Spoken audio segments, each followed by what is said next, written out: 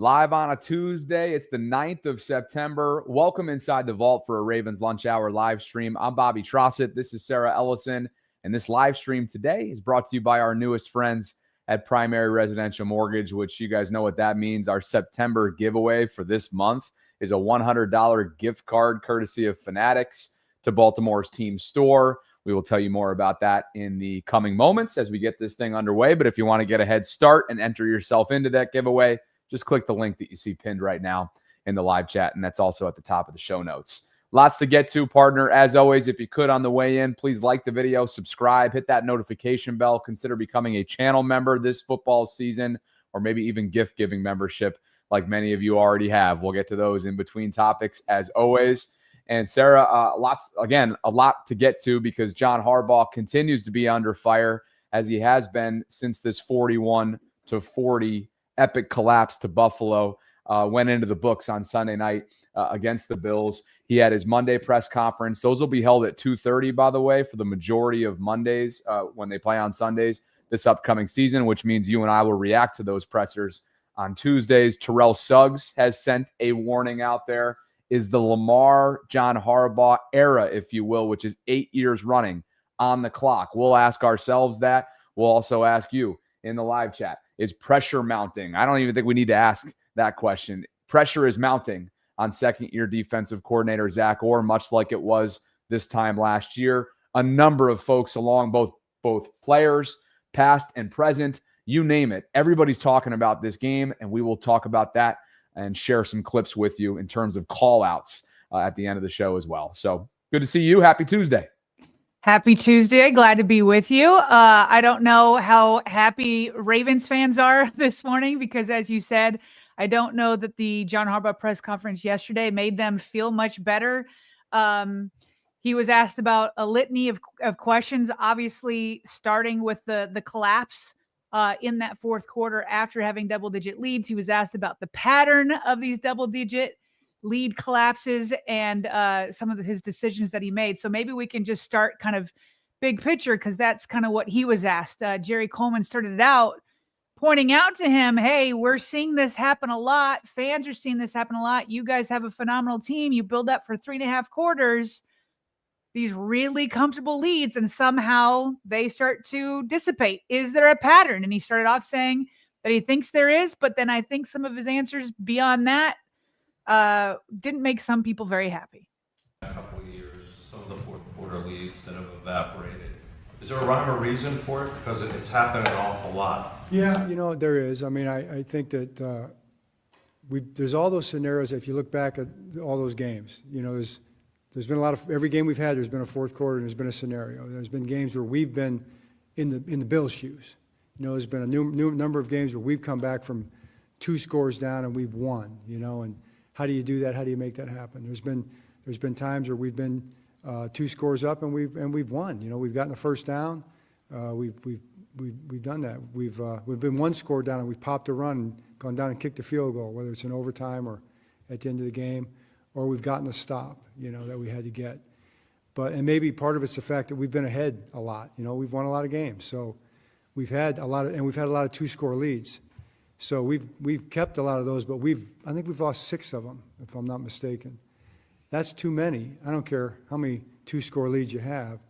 And I do believe that we need to be really thoughtful of, how we decide that we're going to approach those situations going forward. Let's give it some thought. Let's give some thought to our play calling. Let's give some thought to our defensive play calling. Let's give some thought to our mindset, like how we're going to talk to one another. We're 2 scores up, we're trying to keep a lead against Josh Allen or any other or any of these great quarterbacks in this league. What's our mindset on defense? How are we going to approach this? How are we going to talk to one another on the sideline, try to find a way to get the win? It becomes kind of a situation, a game scenario that we need to be really intentional about going forward. Okay, so Bobby, I think he pointed out some context that you pointed out yesterday that, it's nice that we are in a lot of situations where we get into big leads by the end. And he says we maintain some, or sometimes we're behind and we try to be the Bills and come and get back. And so I think he's trying to point out, it does happen, but it doesn't always happen. It's like, okay, fair. He also talked about that there were like 6 times though that they lost double-digit leads, and he acknowledged that there were too many. I don't know what time period he's referring to. We obviously covered this yesterday, where the AP reporter Josh DeBow pointed out that in John Harbaugh's career, he's had 17 double-digit leads. So the 6 he's referring to a different time period. I'm sure he wasn't going back to his whole career. He's talking about in some sort of time period with Lamar Jackson. So, that's all fine. But I just find interesting. He's like, yeah, this is something we need to be really thoughtful about. And let's give it some thought. Well, how do we want to approach it? How do our mindset want to be? How do we want to talk with one each other? And he's basically saying, like, we should make it a game scenario. Like, they practice game scenarios all the time, right? In practice. And it's like, yes, but why are you saying that now? Like, were these thoughts not being had before? Were these like not game scenarios that you were having before? I guess it's kind of the follow-up question. It's like, yeah, for sure. Let's give it some thought. Like years ago and like all the time since then, like basically always. And so I think just that was kind of surprising. And it's like, yeah, let's give it some thought as if we need to do it now and it hadn't been done before. I don't know. That's the way it came across to me. Yeah, the second half of his answer, I think definitely opened up the floodgates, if you will, because it really sounded just like lip service. There wasn't a whole lot of like substance. Certainly. And then the first part of it, Sarah, I thought was a carbon copy in terms of how he's answered this question in the past, the day after at this type of press conference, referring to something that you already, referenced, which is, hey, it's a good position to be in. Yes. With double-digit fourth quarter leads and the opportunity to even put yourself in a position where you have to talk about blown leads. But again, that's neither here nor there. Nobody within this fan base that's a diehard, really, you don't even have to be diehard to not appreciate that. There's not, nobody wants to hear that. Everybody wants to hear this get nipped in the bud. And that is, what is this? Well, a lot has went into this and these 17 blown double-digit leads. In terms of recent years, we all know what happened in the AFC Championship game in a do or die, moment where you abandon the run, and from a strategizing standpoint, and whether it was the psychological warfare in game with lack of discipline going up against Kelsey and the Chiefs, right? It seemed like they were the inferior team that night. The bully got bullied, if you will, on their home turf.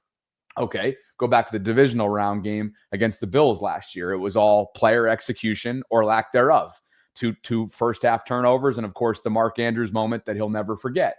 And then fast forward, and I know there's a lot of games in between that I'm just skipping over for timing purposes right now, but then just fast forward to this past Sunday night, where you have utterly dominating play after play after play through really 3 quarters, and yet you still find a way to lose a game that you had no business losing. And there were a lot of reasons as to why that were the case. But that's what should have been addressed, I think, to make – nobody's going to be feeling good about this, Sarah, for probably the next couple of days leading into week 2 until they really kind of get their flow going and start ripping off wins. And maybe some within the fan base have so much PTSD because of what's taken place over the last few years. This is just who they feel like they are, and there's not going to be a trust level there until they prove otherwise. But I would have liked to have heard, especially the second half of that answer being like, look, this is how we have almost like an accountability. I thought there was maybe a shortage of accountability in that 60-second clip there from that specific question. The most accountability was like, yeah, we've lost them 6 times and that's too many. One's too many. That was the most accountability that was kind of in there. But so that kind of begs the question that I really liked the next journalist and what they asked, because it's like, okay, so is there something going on with like the philosophy at the end of the game? So he was asked, it might've been by Cordell. I'll listen to the voice again. They were like, okay, so what's your philosophy at the end of the game? Is it to kind of like run out the clock? Is it to still be aggressive? Like where are you at? And so this was his answer. And I felt like, Bobby, it was eye-opening for me. The balance is, do I really think we have a really good chance to get it? Because if we get it, we win the game. If we don't get it there. I don't think that, let me rewind it. I don't think it started on time. One more time here. Well, I mean, the balance is, do I really think we have a really good chance to get it, because if we get it, we win the game. If we don't get it, they're in field goal range. So I think, as I just explained, all those things that kind of went down in that sequence, you can understand where it's like, what are our chances of getting that right here? I mean, Lamar's coming up. Sorry, Bobby. I think we both pulled in different. That was not the one I was looking for. Let me pull in my own video here. I wanted to get his philosophy. That one was specific to the fourth down, correct? Yeah, and what you have up here as you search for that in terms of the transcription, he was asked for his philosophy as you set up with leads in the fourth quarter. Is it to protect or still be aggressive? Because I think we can all agree that from an aggressiveness standpoint, when it mattered the most, they were anything but. You could almost feel it through the television, or what, maybe you were there in Buffalo out there in our audience. You could feel almost this tense nature that comes over them that leads to whether it's conservative play calling or just kind of feeling like you're bottled up. And yet it was anything but. The 3 quarters leading into the fourth, they were guns blazing on all accounts. Do you have that clip, or do you want me to read the transcription? Yeah, I don't have the clip. Yeah, we can read it here. Go ahead. Yeah, and so he's quoted for saying, "My philosophy always on offense is the best way to burn the clock is to get first downs." And as you went on to say, Harb said that you want to burn as much clock as you can between plays, but you also don't want to wait until the last 5 seconds every time because defenses can tee off. Your reaction? So my reaction is, listen, that makes sense. I get it. You do want to burn the clock, but that is a less aggressive approach. And I think that's where, like, all of a sudden the mindset of the offense changes. And I think that might be hurting them. It's like before, when you're in the first quarter, or if you're behind, or you're in the third quarter, or whatever, the objective is not to burn the clock. The objective is to score. There is a different mindset when you're thinking, I'm trying to score versus I'm trying to burn the clock. And sure, so he's trying to say, well, my mindset is to move the chains. But you're only like trying to move the chains within, like, I don't know, like 3 or 4 plays, right? It is a different mindset. And because they have lost so many double-digit leads, it begs the question, should you change your mindset? Can the controversy on Monday be, oh, the Ravens ran up the score, instead of the controversy is, oh, they lost a double-digit lead? I way rather have the controversy of, like, what a jerk John Harbaugh is to his opponents. And here he is up by 15 points, and he's throwing slants and outs 20 yards down the field, right? Like, let's have that debate. Let's have a debate if John Harbaugh is a jerk for just burying his opponent's face in the ground with 5 minutes left and you're up by 15. Like, let's have that controversy instead of this. And so I don't know, like, it's kind of like, I don't know if this makes sense, but if anybody else is like this, but like the way that sounds to me. So Bobby, a lot of the times when I'm like working throughout the day, like, I'm not the type of person that can take a nap. My husband can take 20-minute power naps. If I take a nap, it wrecks my whole day. Like, if I sit down, it wrecks my whole day. Like, all of a sudden I'm like, oh, I'm sitting down now. And like my mindset changes. And it's like, maybe I'll watch a TV show, or maybe I'll do this. And then like, but I'm like, oh, but I have this other stuff to do. It's like a body in motion stays in motion. And then it's harder to get your body back into motion. And so it's like, that's just me personally. Like, it's hard for me to switch back and forth between those mindsets. So I have to stay like, no, I'm not going to sit down and watch a show until I have X, Y, and Z done, because I know I won't get back up. And so like, that's kind of like me. It's like, you have this momentum on the field. Like, don't change your momentum, or all of a sudden you're like, we're good. We're good here. That's where little mistakes can change. So it's like, it doesn't seem to be working. Like, again, I get the logical sense you're trying to burn the clock, but maybe it should stay that we're in attack mode. We're going to put our foot on their necks, and we're going to like go and score, and we're going to extend this lead from 15 to 22 and beyond. I feel like maybe that's like, does the philosophy need to change? Well, you're taking me back to the initial slide in the second half of this transcription right here, because it seems as if there is miscommunication or a level of panic that he and his staff, there's not this universal cohesion or communication that's happening. If he has to get up here and say week 1 of this season, and this has been something that has obviously been an Achilles heel in the past, and he's saying things like, just to kind of reiterate, just in case our live folks came in a few minutes late, I do believe that we need to be really thoughtful about how we're going to approach those situations going forward, meaning to not take your foot off the gas pedal, right? That's essentially what we're talking about here. Mm-hmm. Let's give it some thought. Let's give some thought to our play calling. Let's give some thought to our defensive play calling. Let's give some thought to our mindset, how we're going to talk to one another. That brings me to like, well, what's happening internally with your communication devices up in the booth? Who's on the sideline, staff-wise, right? That tight-knit community of staff who is in John Harbaugh's ear in these moments. What's happening there? Is there a level of panic? This is suggesting that process needs to be tweaked, or they need to discuss it. It's week 1. There's no discussing something like this. Like you mentioned earlier on, this should have been done over the summer. I get there's new staff members.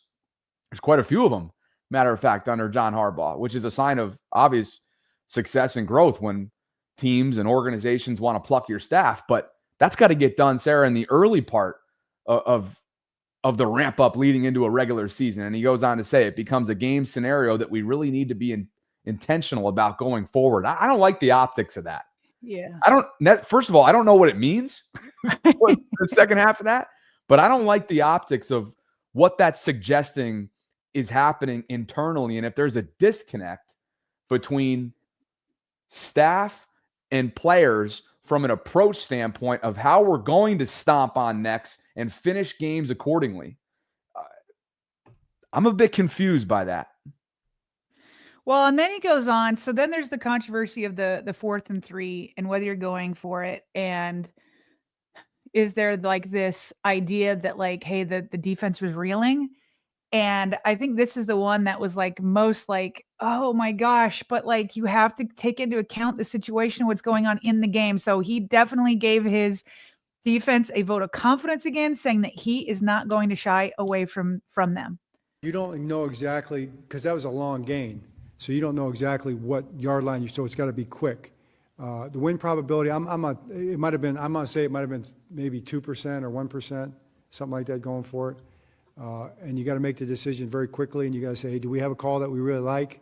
Do we have a call we love here? Because you got to send the punt team out, or you're going to have a delay game. Or you got to send your offense out, or you're not going to get the playoff just that fast. And, Lamar was coming off the field at that point. I could see something wasn't quite right. And you say you got to get your punt team out there. And that was really it's a fast sequence of events in that moment. But then again, too, I'm not shying away from putting our defense out there. I mean, if you get stopped on 4th and 3, did you think about punting the ball and putting your defense out there and giving them a chance to win the game? I mean, that would have been the next conversation because they'd have been in field goal range already. So I trust our defense, and I'm going to trust our defense this year in a lot of big situations because our defense is going to be really, really good. And I know there's doubt about that right now probably, but I guarantee you our defense is going to play really good football this year. Again, that's all well and good. Like I do think the defense is going to get better. We saw it last year. You hope it doesn't take 10 weeks like it took last year. And so I'm willing to be patient overall, saying, okay, I haven't lost all hope and pushing the panic button on the defense. So that's all well and good, but like you weren't there yet on Sunday nights. Your defense isn't where you think it's going to be. Your defense isn't where you hope it's going to be. Josh Allen put up almost 250 yards in the 4th quarter. And so it's like, you could play this game all day long, right? Like if you put your defense out there, people could like twist that and say, oh, you don't believe in your offense. You put your offense out there and you say, oh, you don't believe in your defense. Of course, as a coach, you're going to say, hey, I believe in both sides of the ball. But do you think that any defensive player would have been offended if he was like, I'm going to go with Lamar Jackson here? You know what I mean? So to me, what I thought was fair is what we pointed out is Lamar said he was cramping, but I want to play this video because some Bills fans found out how he was cramping, and I think they were right. Bobby, at the end of the 3rd and 9 play where Lamar hit DeAndre Hopkins for like seven yards, something like that. I didn't see this live. Lamar Jackson got absolutely drilled by Ed Oliver again. Ed Oliver, can we get 2 hats on Ed Oliver? Because he was game wrecking everywhere. Check this out. Look at, okay, he's about to snap the ball here. Ed's coming. Look at that. Boom. Yeah. Dude, Lamar absorbed a massive hit on this. And he's coming through completely clean. Nobody's there to stop him. And he just lays Lamar out. Okay. So John Harbaugh mentioned, I saw something was wrong with Lamar. He saw it. It was more than cramps. And like people were like going after Lamar because he said it was cramps. And so they're like, oh, I guess he should have been in the preseason. Nothing in the preseason could make him like nothing the preseason is going to, we don't want him taking those kind of hits in the preseason. So that's fine. I understand that, but take a time out, talk it through or whatever. And even more, okay, if we give John Harbaugh grace on like, hey, my MVP quarterback was just laid out and he looked like he was hurt. So I'm not going to put him out there. Okay, fine. But how about the whole series? And I thought Chris Sims on Pro Football Talk, first of all, Bobby, before I transition that, let me let you, react to him getting hit there and John Harbaugh saying that he has faith in his defense, which is fine to say, but let's keep into context the situation. Mark Sanchez, Sarah, is a game analyst now. Of course, he used to quarterback for the Jets. And Mark said something, and this was relayed by Chris Long. I think Chris's Greenlight podcast is always a fantastic listen, and he was a stud defensive end during his time in the league. But he relayed that he was listening to Mark in the game booth, and he said that week 1 is a dirty little liar. That's what he used the phrase for week 1. And partner, they better hope that's the case on the defensive side of the ball because this wasn't good. This was not good. And Josh Allen and company got their way in the second half. And there was such a limited shortage on pass rush with issues on the back end that just made you think, I hope it is a dirty little liar. And you hope that he's right, that he will be able to lean on his defense, much like he was after the first 10 weeks last year when they made the alignment changes and personnel changes. But at the same time, even if you can hang your hat on hoping that week 1 is what Mark Sanchez calls it as, it still came back to bite him in the end last year. So I think it's fair to have this almost pessimistic view, right? Even if it is 1 week of football. Well, and again, it's like, I'm fine being optimistic going forward. That's like my natural state of being. So, but everybody, if somebody wants to be pessimistic, I get that too. I'm more speaking to like in this situation right now. I get what you want it to be. I get that week 1 can be a dirty little lie, like fine, but you're in the game right now and you see what Josh Allen is doing to your defense. You see it. So react appropriately to it. And I do want to go back to this video one more time because people are saying that it should be called roughing the passer. So 2 things that I'm going to be looking for are 3 things. Is it late? Is he at his knees? And did he launch at him? It looks freaking clean to me, man. Let me see. I mean, the timing seems to be right. Like hits him right after he throws. I don't think you could stop yourself after that. No. He looks like he's hitting him in his midsection. Does he launch himself or drive him into the ground? He piles him in the ground. I could use a clearer look to that. I've seen flags for less be thrown, Bobby. The way he finishes him into the ground. Yeah, of course. Yeah. Of course. And if it's Mahomes and if it's other select quarterbacks throughout the league, this thing's getting called every single time. But by the book, I think it's kind of a fringe. Let's just say this. Jeremiah says it's an obvious penalty. I would disagree with that. Well, I think I wouldn't call it obvious. I think the timing is fine. He had already that's a bang bang play. He hits him in the midsection, which is fine. But the way he buries him into the ground could be considered passing interference because you're not supposed to do that. So, and yes, do I think Mahomes or Allen himself could have gotten those calls? Probably. We've definitely seen it for less. So, well, how about this? Okay. The fact that he gets up from that and continues to play. I mean, that's just no. He doesn't know. That's the whole thing. Is like he's saying he would have called to go for it on 4th down, but he was like, I couldn't. Sure. On the fourth and 3, yes. Yeah. But the fact that Lamar somehow, we'll have to watch over the next couple of days to see if he pops up at all on the injury report, given some of this cramping.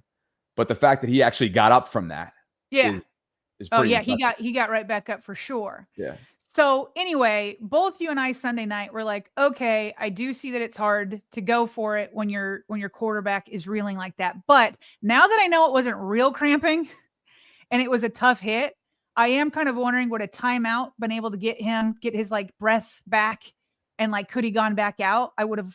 That's why I'm like, okay, now I'm here for a timeout. But let's even back up before then, because Lamar was put in a really tough situation on 3rd and 9, where everybody knew he was going to throw it. And that's why Ed Oliver could tee off. And I thought that Chris Sims on Pro Football Talk with Mike Florio made a good point on the calls before you even get to 4th down. Let's listen to Chris. Still a long way to go in the season, but remember we were talking about last week with the pressure that Sean McDermott has to be feeling, because with each year deeper into Josh Allen's career that you don't deliver a Super Bowl appearance, you get closer and closer to the point where somebody higher than That's the wrong one. Having a day with these videos. Here's that on Lamar. Here to me is on Todd Monken and John Harbaugh. So first down. First down. First down. You have to throw the ball with Lamar Jackson in 2025 on 1st or 2nd down in this situation. Plain and simple.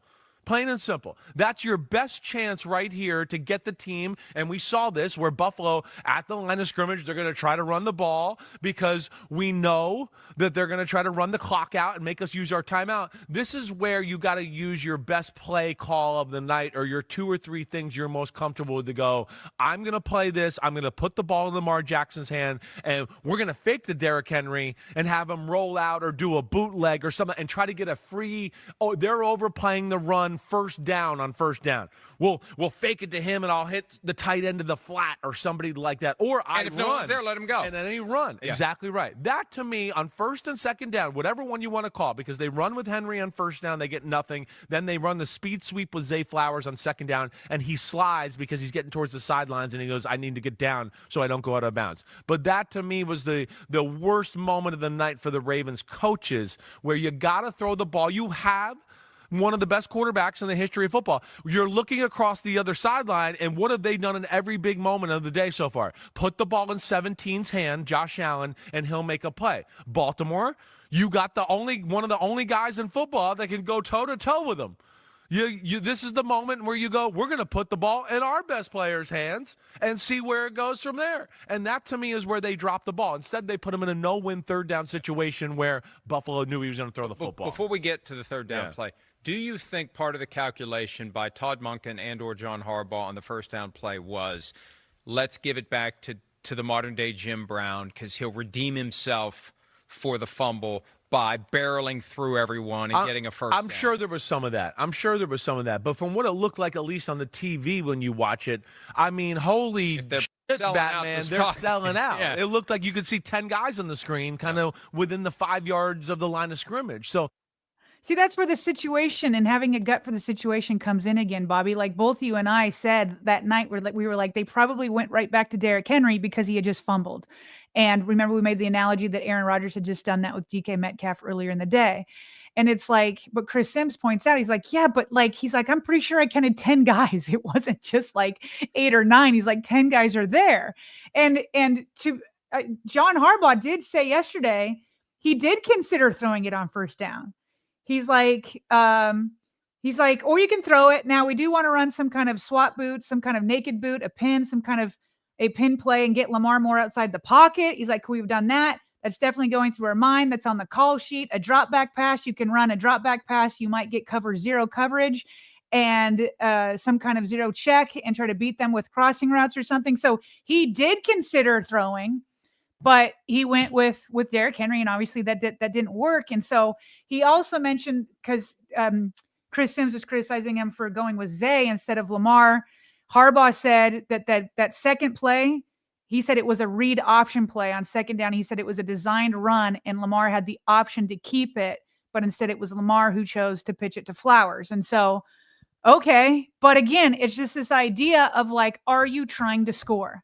Are you trying to score? Are you reading the situation that you see that there are 10 people there? And yes, it's usually good conventional wisdom to say, hey, we're going to go right back to Derrick Henry to build up his confidence again. But like, they knew it was coming. Everybody knew, because it's conventional wisdom. Everybody knew that.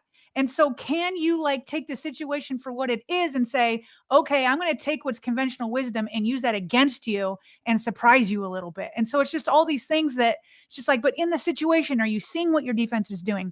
Do you know that the Bills know that you're going to go back to Derrick Henry? Like those types of things that you might want to like buck the system to get them off guard. You know what it is? It's an idea of what became the theme of the fourth quarter. It was a general cuteness that ultimately led to tightness. That's what it was. 3 drives in that opening, in that fourth quarter, all of which were cute, conservative, leading to tightness, no productivity. And what was it? Like a combined 17 yards or something, which included 2 3-and-outs and a fumble. That's what's a bummer when you look at the previous 8 drives and over 400 yards of offense that makes you think, what happened internally there? What happened? Because in the fourth quarter, they were anything but what they were the previous 3. And if you've heard that one before, man, we sound like a broken record. It got cute, it got conservative, and look at the results.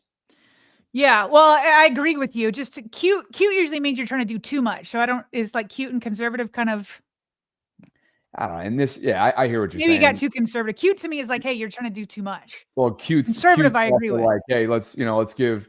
And of course, it was Lamar's option, right? He swept it to Zay, but that to me is just like, come on, let's hammer it home. Let's keep it going. Yeah. Don't even add that level of cuteness or design in there. Like, just hammer it home. Keep it going. Keep the quick game going. Keep them off balance. So. Yeah, no, I hear you on that. A couple just other quick hits coming out of like that presser. Unless you had anything else you wanted to add on like the decision making and Harbaugh or anything to tie a bow on that conversation? Well, I do think we should play that last clip of him when it comes to the aggressiveness or lack go ahead. That we started from a few minutes ago. And again, it kind of has to do with the 4th and 3 discussion. There was 2 clips within one, if you will. So here's just the end of what we had playing a few moments ago. The balance is, do I really think we have a really good, because if we get it, we win the game. If we don't get it, they're in field goal range. So I think, as I just explained, all those things that kind of went down in that sequence, you can understand where it's like, what are our chances of getting that right here? I mean, Lamar's coming off the field. Something's not right. It's 4th and 3. Do we have a really good call? And time clock's kicking down. Do I want to call timeout and burn that timeout? Or do I want to have that timeout? Maybe you burn the timeout right there. In that moment, 4th and 3, put our defense out there, think we can get a stop, get a good punt, pin it down. Do we love the punt? Don't love it, So all the things that happen after that are just things that happen. And you got to do the best you can in a very short period of time. So, no, I don't think you could sit there and say, you can say, well, I should have been more aggressive, but I don't think you can definitively say that's the right thing either. You can't really say that for sure. Because it could have you could make that choice and could easily be having the conversation the other way here. That's just the way it works.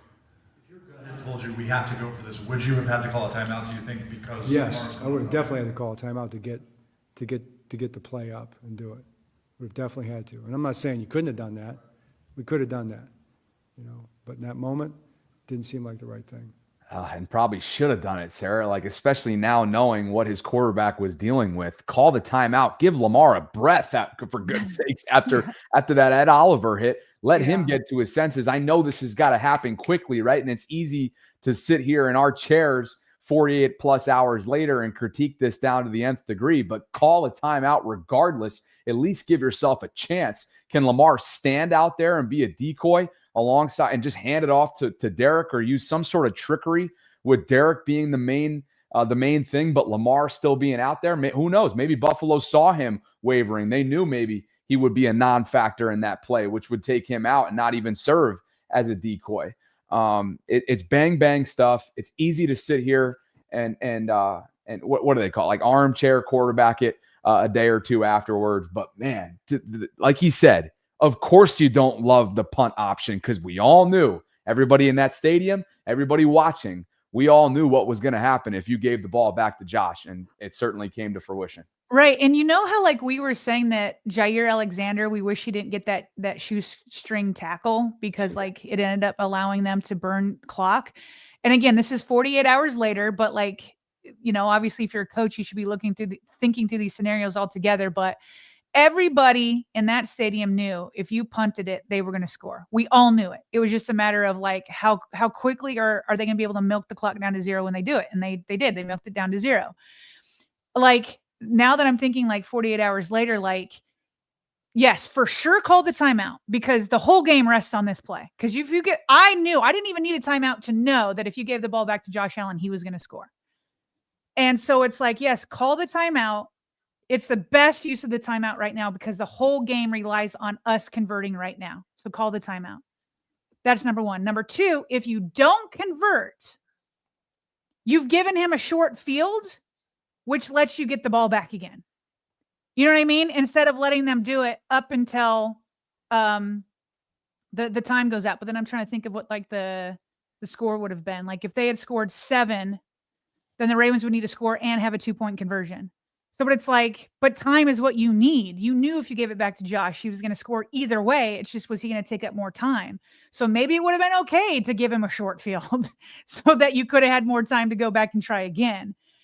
But your defense wasn't going to win the game for you.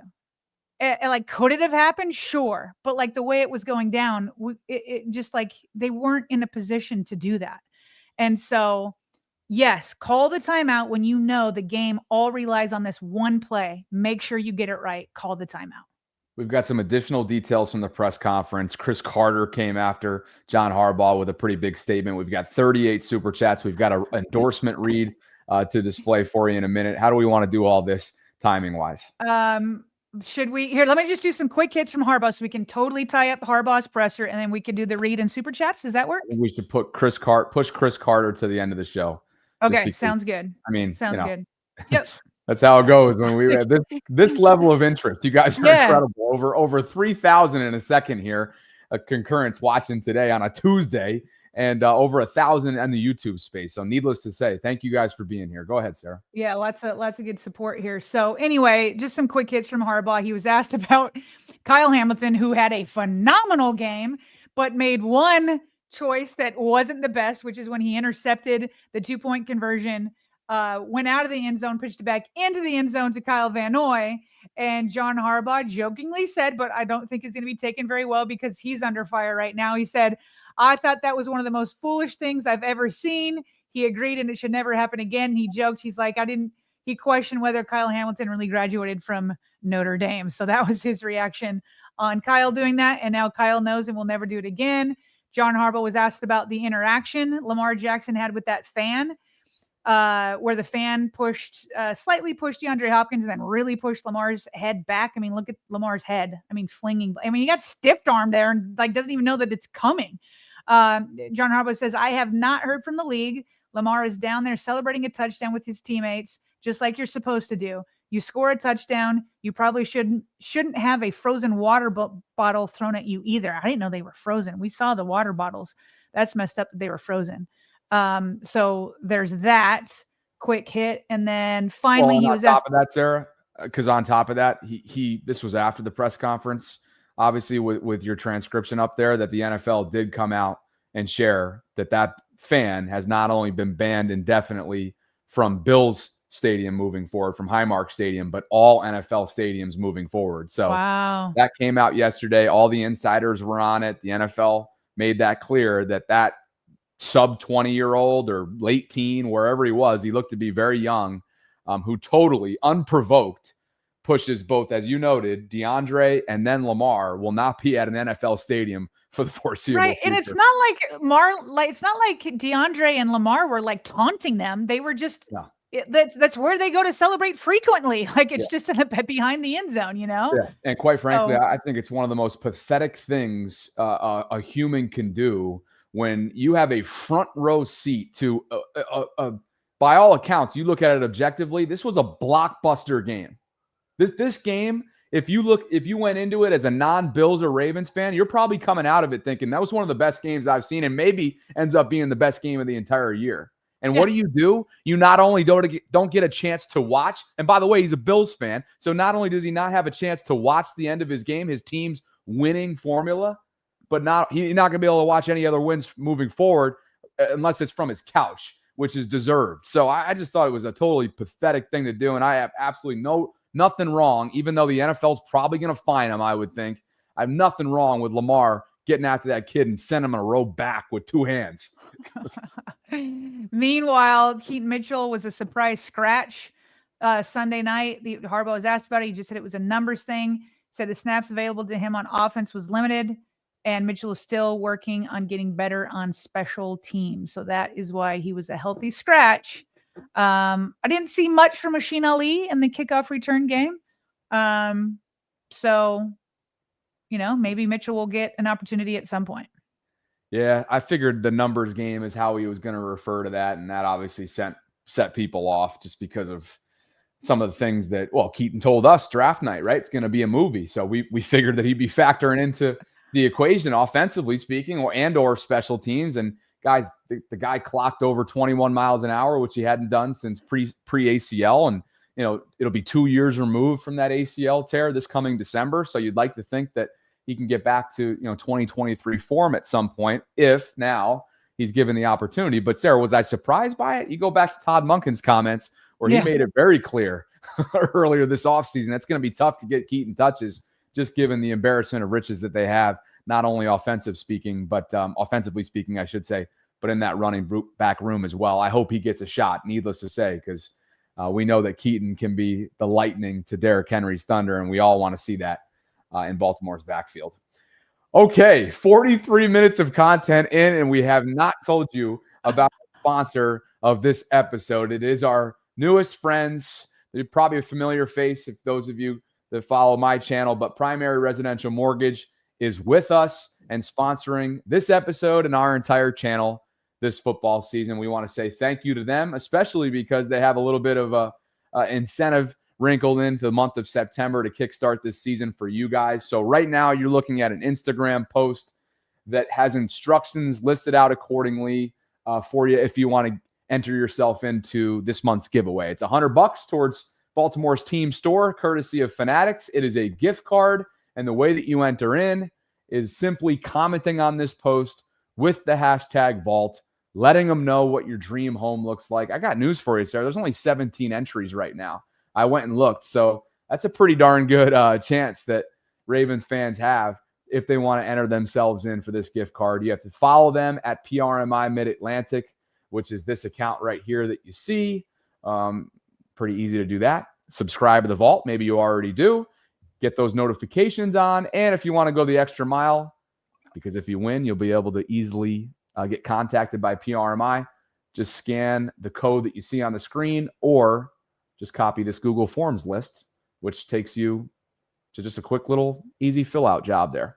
And one other thing too, when it comes to primary, whether you're buying your first home, looking to expand as your family grows, or you just want to simplify now that you're retired, the PRMI team will help you find the right financing options for you. And they can also help you access your home equity or save money through refinancing. Whatever your home financing needs, they are here to help. And Sarah, let me just show you our brand new URL landing page, which I was on with the folks from Utah. That's where they're based out of. This is pretty cool. Look at how slick this is, partner. So if you click the link that's in the show notes, it'll take you to the Vault's PRMI landing page. You can easily contact them by filling out this right here on the right-hand side of the screen. Audio only. All this can be found in the show notes as well. But how about this? Real slick right here, the way they've done this. We'll get that updated in the coming days to reflect the Vault's logo. But you can enter into the giveaway right here. That'll take you to the Instagram page. And look at us. Huh? Look at us. Look at us. There you go. Here we go. Direct links to the YouTube channel, to our Twitter accounts right here below. And again, you can easily apply now if you want to get yourself involved with Primary Residential Mortgage and make those home buying dreams of yours, if you have them, make them come to fruition. Or refinancing needs and dreams. If there's some interest rate drops, and $100 Fanatics gift card, not bad. I'm always looking. It never is bad to have more Ravens gear each and every season. So nice little get there if you win that. And it is September, so maybe that is the time to consider a refinancing. And there a couple of the folks at PRMI, Michael and Zach, become friends of mine through this partnership, and I've known Michael since my Loyola college days. they sense that something's coming, and maybe there's an opportunity to do exactly that, refinance through PRMI over the coming weeks in September. So thanks to Primary Residential Mortgage. You guys know the drill, right? When you support our brand sponsors, you're directly supporting this show and our daily efforts year-round to bring you Ravens coverage around the clock. DHB Senior, Sarah, rocking his snapback, his vault snapback, that is, got us started over an hour before showtime earlier this morning, as he so often does. And he writes, running deep. This is his new lingo, by the way, the new phrase. And we had an email about this that we'll have to get caught up on. But DHB Senior says, running deep, running silent, at PHP. And he's shifting his hashtag from 20-0 to 19-1. And he's also gifted 5 channel memberships on top of that super chat gift. Here comes Eric Hill, Sarah. He follows it with his channel 2.0. I feel like we need to call this 10 channel VAULTRON gifts and a super chat on top of that, partner. Eric says, good afternoon, everyone. I hope everyone is in better spirits today. If no one tells you they love you, or if no one tells you they love you, just know that I do. Hashtag 6K for LJ. Hashtag stop the 22 per day. Hashtag the vault. We love you even more, Eric. Thank you for being here today. Holly, Sarah, who was at the M&T Bank Stadium watch party for week 1 over the weekend, said that it's new week, new team, same mission. Let's go. Holly, thanks for wearing our gear to that watch party. That was pretty cool to see in the Discord community. Deshaun Davis writes, the most frustrating part of that game was how we were only able to run read option on the left side because 77 was in a blender all night, literally. Then when Bosa figured it out, it was shut down. Wesley the Barber, Sarah. Faalele is going to get a lot of D tackles paid. Nate Campbell. Harbaugh's comments after the game should have him looking for a job. Quote, most people would punt. Most people don't have an MVP at quarterback, Nate writes, and a Hall of Famer at running back, and a Swiss cheese defense that was getting roasted. Kobe Pruitt. And by the way, thanks to Nate for a $10 super chat. Kobe comes in with 20. Love that orange banner. We have to be honest. If we can't generate pressure with 4 to drop 7, we are not beating elite quarterbacks in the playoffs, period. It won't matter how good our DBs are. If they need to cover for 4 to 5 seconds, need to get that fixed and fast. Very true. Yeah, Nnamdi Madubuike had the lone sack, 5 pressures on top of that, but around him, there just was not enough. And like I said, you go back and look at some of the tape from the second half, this is a group that looked winded. Dare I say disinterested. I mean, it looked like there was a conditioning aspect of it. Josh had all kinds of time. I don't know about disinterested. They couldn't get to the quarterback. That's too far. But again, some of these plays made you wonder, like, what are we doing out here from a lack of pressure? Ray Dog We Truz writes, what is best in football? What is best in football? Crush rivals, drive them off the field, hear their women's is it lamentations? Lamentations, and never punt away a win. That's the mindset Baltimore needs, not Harbaugh's soft coaching. Saad Blitz, Sarah, who I had a chance to meet face-to-face, at least virtually yesterday when he called into my channel. Nice. It was pretty cool to finally meet him. Here's a super chat from him. It says, not using a timeout to even consider going for it is telling your players you need the timeouts because you expect the Bills to take the lead. And let's see, here you have it. And with 1:26 left, if you expect them to score, then you don't need to punt the ball. They need a first down to score, and 1 first down makes your timeout useless. A lot of this is a reaction to our opening segment here from John Harbaugh's press conference. Rave is back. He says, went from a viewer to a special guest overnight. Well, I kind of was famous already with Ravens fans. I charge $500 for booking. Just kidding. Hashtag Ben Cleveland. Hashtag Faalele. And Rave came in hot yesterday on my channel. I still have to clip that. I really should for later this week. Maybe we can play it in the quick hits. Darren Alexander, Sarah, for you. It's funny, however we're talking about fire Harbs. Okay, but who is available that's better? I haven't called for Harbaugh's firing, just to be clear. I know a lot of people have. But Tony Love. I would expect it would probably be like Todd Monken, or you know what I mean? Somebody that they would just elevate from within if it were mid-season. But I don't see Steve Bisciotti doing that. Monken's got several interviews since he came to Baltimore, but several of those interviews have passed over him for other candidates. Tony Love, thanks for being here today. Dre Dog is celebrating 6 months of channel membership, and he writes, different coordinators, different OC, different DC, yet Until these themes continue, Harbs is the issue. He needs to go. Almost a decade with Lamar and never getting to the Super Bowl. That's nasty work. And another super chat from Tony Love. Thanks, Tony. And Hayes09, Sarah, that brings us to him. Says Johnny's Jerry Rosberg ASAP. RG, that's usually right guard. Our secondary still needs work. Okay, so he's going through the issues now. Okay, our right guard, our secondary still needs work. Jair is rusty. Pass rush, we need Mike Green more. Keep the wheels spinning, John. Barry Hayes, we need to boot Faalele as soon as possible. Orlando Steve, the thing that makes me the most furious about that collapse.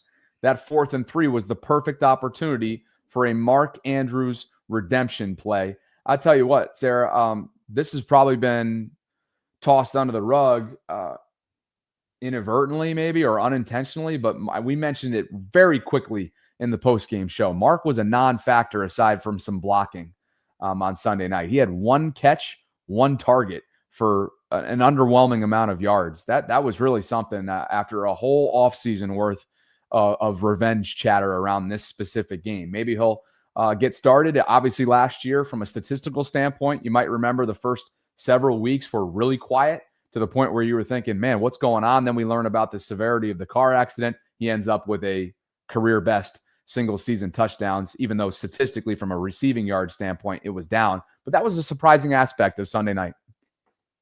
Yeah, it was a little bit surprising. I thought that they might try to give him an opportunity to redeem himself a little bit more. That being said, outside of the drive that we've been talking about, the offense seemed to be churning pretty well, even without Mark Andrews.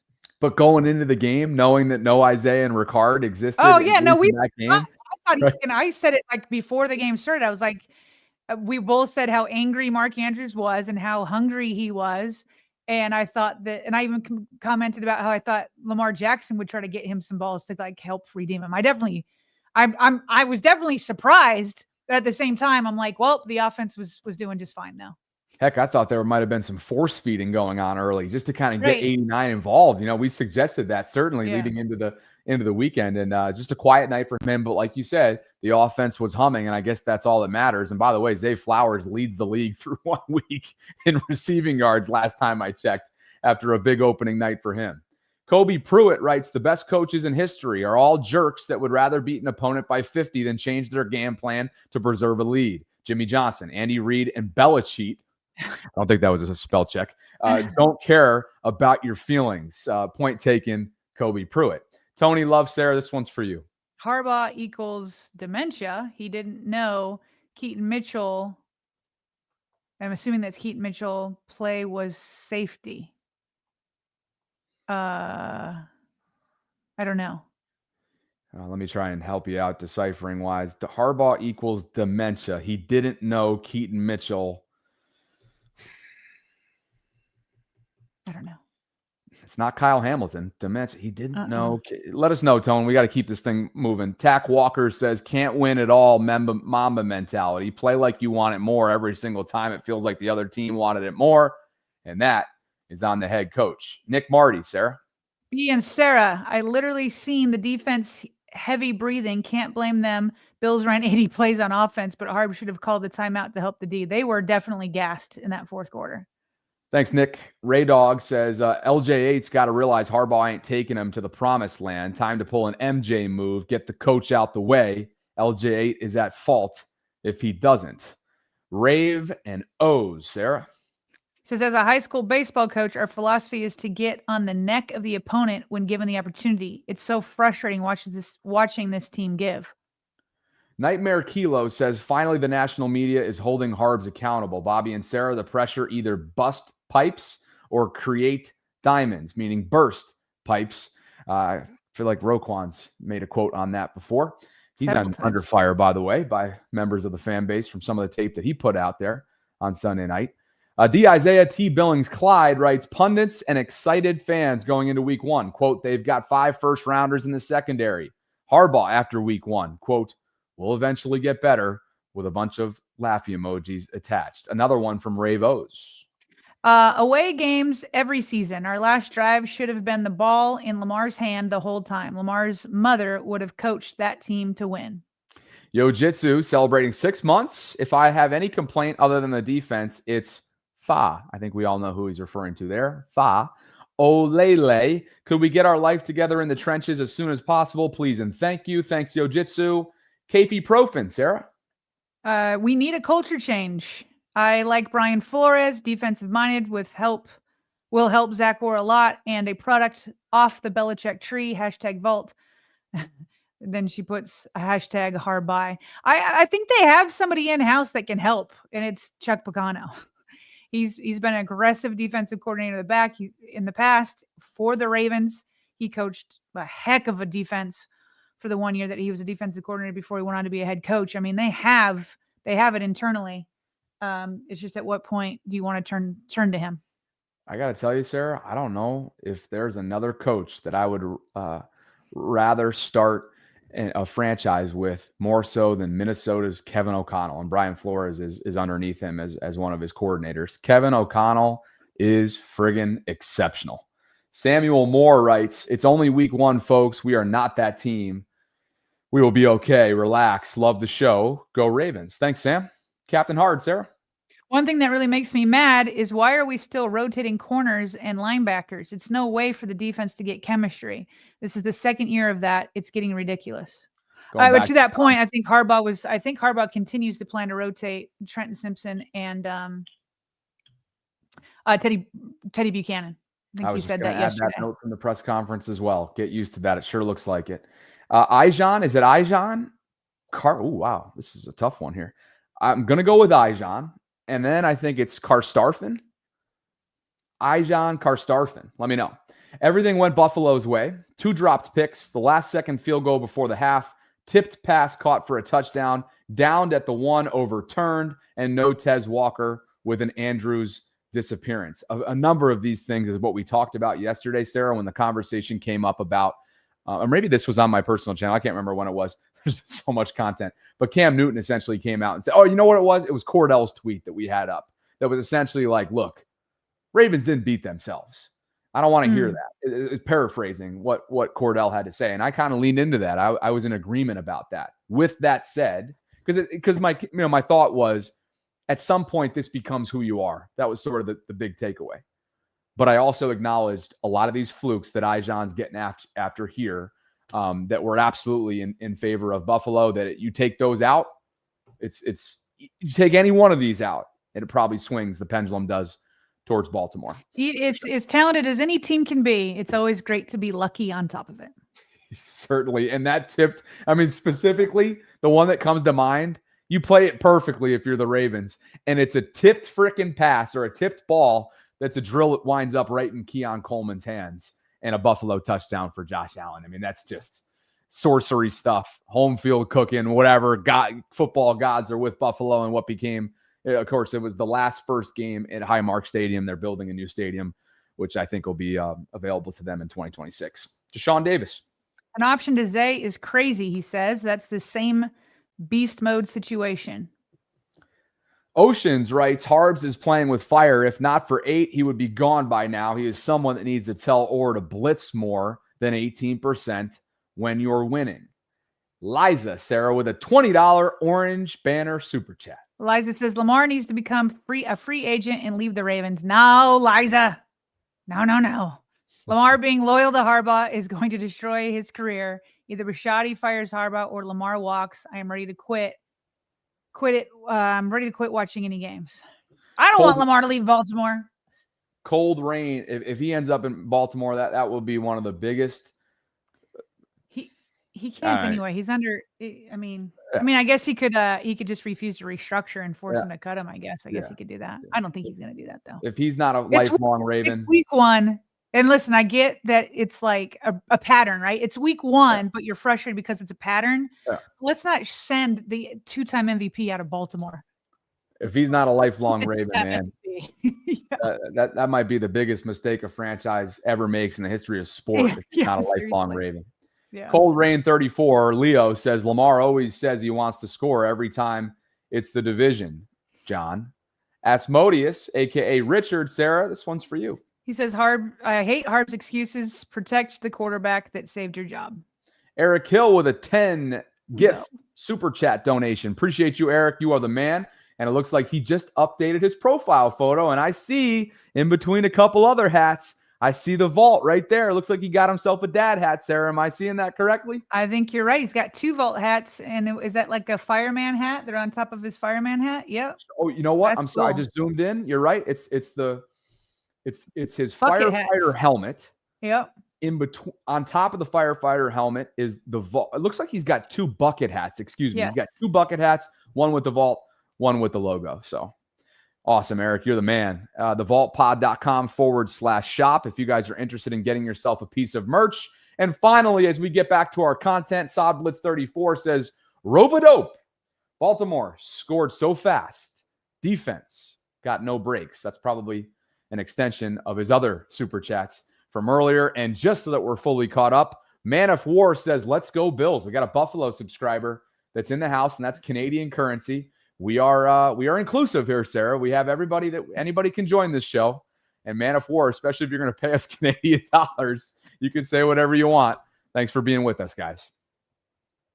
And at the moment, we've got over 3,500 concurrents. So thank you so much for spending part of your Tuesdays with us. Please like the video. Subscribe to the channel if you haven't already done so. Hit that notification bell. Consider becoming a channel member or gift-giving membership. And thanks to Primary Residential Mortgage for sponsoring this episode. Partner, off to you. So former Ravens legend Terrell Suggs, outside linebacker, sure could use his pass rushing prowess right now. He gave an interview with the Action Network, Bobby, but he gave this interview before the Bills game, and yet it still rings true. He gave an interview where he kind of put out a warning about a ticking clock on a certain situation. Okay, so on the Action Network, he was asked about this idea of Super Bowl or bust. Remember, Bobby, when John Harbaugh during training camp said he doesn't like that phrase. I like the phrase. You didn't quite like the phrase. But here it is. He's asked if this is finally the year that Baltimore clears the last hurdle. And this is what Terrell Suggs. He says, you never know, man. We hope so. But the injury rate in the NFL is 100%. You got to stay healthy and you got to win the big games. You got to win the games you're supposed to, but also when the stage is brightest and stakes are the highest, you got to play your best football. The Ravens have been falling a little short on that in the previous year. So I don't think this is a make or break. No, excuse me. He says, so I do think this is a make or break year. If they don't make the Super Bowl, I fear the team may go in different directions everywhere. They're on the clock, so to say. And then he was asked for his expectations, and he says, well, this is the NFL. This is America's game, so the pressure is always there. Our fan base in Baltimore, they only want one thing, and it's the Super Bowl or bust. For us, making it to the playoffs isn't enough. Winning the division isn't enough. It's got to be the Super Bowl or bust. So 2 points I want to get your reaction to, Bobby. He's now saying Super Bowl or bust. But then also he says if they don't win it, he fears that the team may go in many different directions. Your thoughts? Seems a little premature for that. Lamar's under contract, and obviously they have a priority in place, as all of the stakeholders have mentioned from the Ravens, to get that deal done. You would expect that deal to get done at some point, even though I'm sure it's going to be yet another unique negotiation, being that Lamar represents himself. John Harbaugh got an extension this offseason, as we know, that keeps him under contract as the head coach in Baltimore through 2028. Derrick Henry received an extension for the foreseeable future, as did Kyle Hamilton. They have a framework in place to be relevant for a while. Will they be as look, the last 2 years, this roster has been ridiculously littered with talent. As these extensions continue to come, that'll be more and more difficult and place more of a premium on quality drafting, as we know, Sarah. But as long as they have those core pieces under contract, which they do, those that I just named off, and who knows, John Harbaugh may not be a part of that. Just because he has an extension doesn't mean that he'll be the head coach in 2026. If this goes awry and something happens and Steve Bisciotti decides to pull the plug, there's nothing that extension doesn't protect him, if you will, right? If things go awry. So I'm not trying to say like that. But the fact that their personnel-wise, player perspective, core is under contract for the foreseeable future, they're going to be relevant unless there's just an onslaught of injuries. So I don't think it's as this to me comes across as a little bit of a week one overreaction. I don't know when the interview was had. It was before the week one. Okay. So he's saying, he felt this way before we saw those results. So this isn't an overreaction to the game. Bobby, I've been covering the team for 20 years, and there's definitely been a few different times where there has been surprise moves at the end of a season. I can remember one season where the Ravens cut Derek Mason and Todd Heap and some other really big, well-known names all in the same offseason because they needed to reset. I think you're correct that there are certain players that are under contract that, are going to be the backbone to the organization. Lamar, Kyle Hamilton. I mean, yeah, Derrick Henry maybe for another year, but just because they're under contract, and I'm not putting Kyle Hamilton in this situation, but there are guys that are under contract that I can see them cutting, and I can see this happening even if they win. Remember, after they won the Super Bowl, they had a reset, and that's why they traded away Anquan Boldin. I feel like the Ravens work on this 5-year plan, and Dick Cass, the former president, used to talk about this a lot. He's like, you can play with the cap, but it's within 5 years. Like, you can push things around for 5 years. Eric DeCosta has been using void years, and he's been restructuring and all that kind of stuff. And eventually you have to reset. And because he's been using that so much, I think that Suggs is correct whether they win or not. I think there could be some changes. Again, some core players will be around for sure. Now, specifically, you kind of restated it because you were like, well, John Harbaugh just got a new contract. And you're like, oh, but he could still be cut. Yes, definitely. I think if the Ravens win the Super Bowl, I think John Harbaugh will be safe. I think if they lose it, I think that conversation is going to get super real. And it's always been real in the fan base for the last couple of years, but I think it'll reach new levels even within the organization. So I actually think what Suggs is saying is correct, because it's not an overreaction to week one. That's him reading the tea leaves of this season in and of itself. Did you have a reaction to that? Well, I just think two different interpretations from you and I of what different directions means. I think it's just what happened here in the last couple of minutes. Mine was like different directions that they may not, be a successful organization moving forward. And you're looking at contracts. Yeah, to me, it's not about relevance. As long as they have Lamar Jackson, I think the Ravens are going to be relevant. And then you've got Kyle Hamilton on the other side. And so when you have Lamar Jackson, you are going to be relevant. So yeah, I remember you. Yeah. So I wasn't looking at it like that. I'm saying, but some core pieces and the way Eric DeCosta has gone all in, he's only going to be able to do for so long. Yeah. You know what I mean? Yeah. Two different interpretations. I see yours. I'm sure you see mine. At some point, Steve Bisciotti and everybody in the live chat's going to say, they're all neighbors with one another. It's a brotherhood. It's this, it's that, the other, lifelong Ravens, so on and so forth. He's comfortable. He's this, he's that. Guys, at some point, Steve Bisciotti, as the successful business owner that he's been for years, both prior to the Ravens, during the Ravens, and well after the Ravens, right? Because he is brilliant, Sarah, and you had a chance to obviously share a building with him for over a decade. At some point, he's going to be looking at this from 1,000 feet up. You don't even have to be 1,000 feet up. You can look at it head on and say, man, I got a player in his prime, maybe the best Raven to ever come through these walls in 30 years of existence. And if we don't actually maximize his potential here and put him in the best position for success, what am I doing? I'll have failed as an owner, I would think, is how he would view this and the importance and the magnitude of this moment.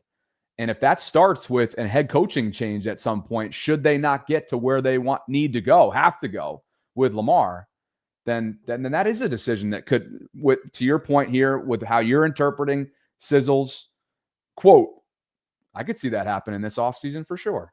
Yeah, and then we could specifically zero in on John Harbaugh, because there's been a lot of national media. Bobby, I'm seeing a turn for sure.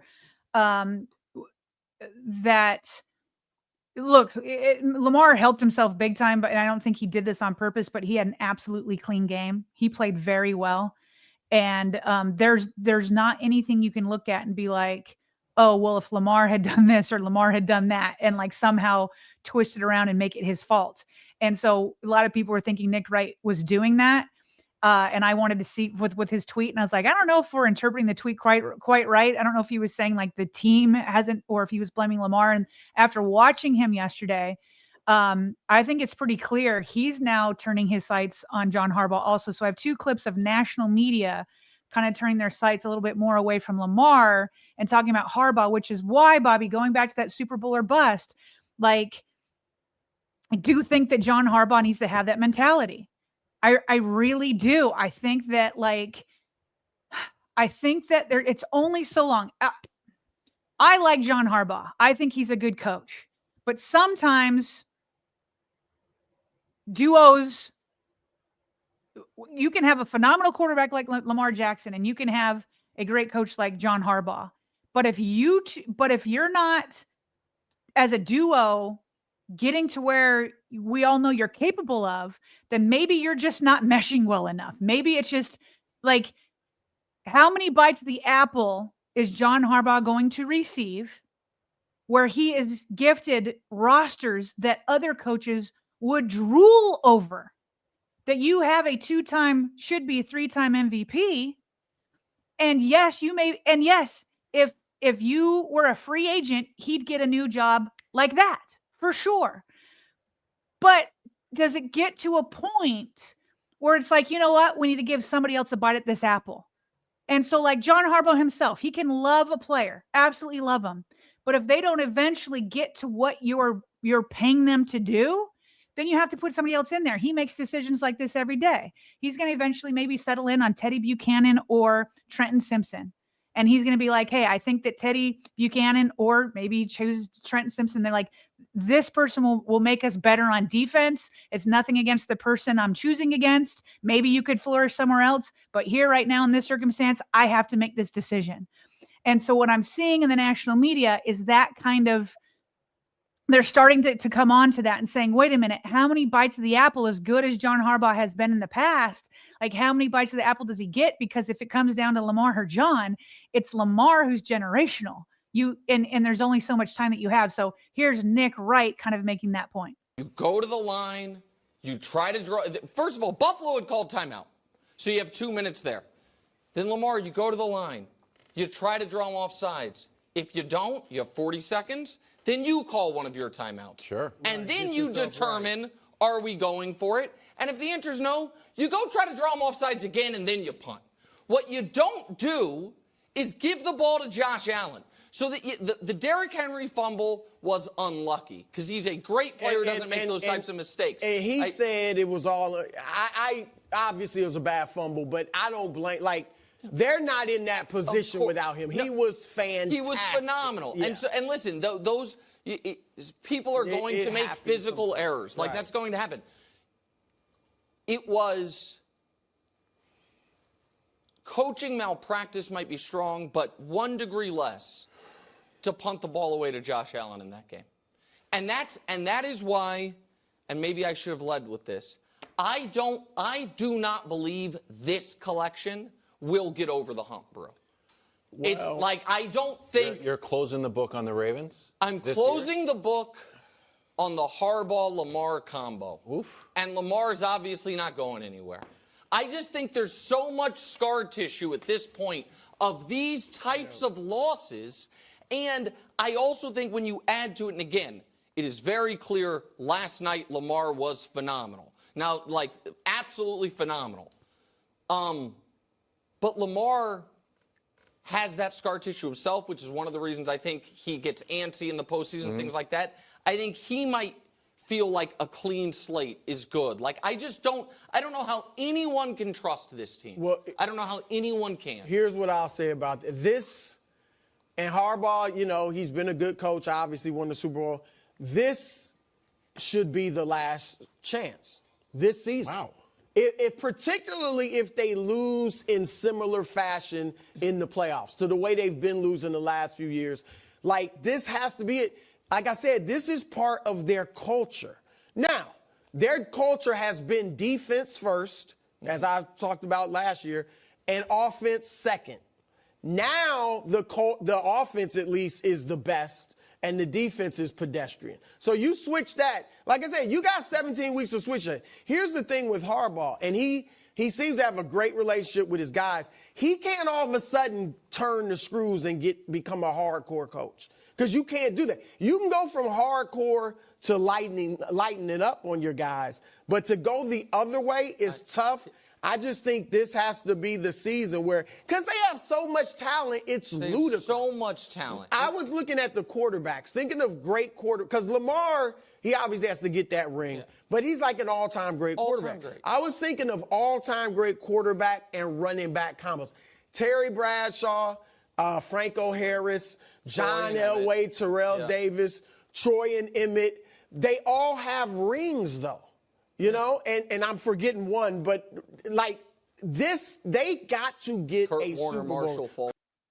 Here's, just before I get your reaction, here's Mike Florio saying something similar. It's a shorter clip. Still a long way to go in the season, but remember what we were talking about last week with the pressure that Sean McDermott has to be feeling, because with each year deeper into Josh Allen's career that you don't deliver a Super Bowl appearance, you get closer and closer to the point where somebody higher than you on the organizational chart comes to the conclusion, maybe we need to try this with someone else. Sure. That same reasoning is going to apply to John Harbaugh at some point too.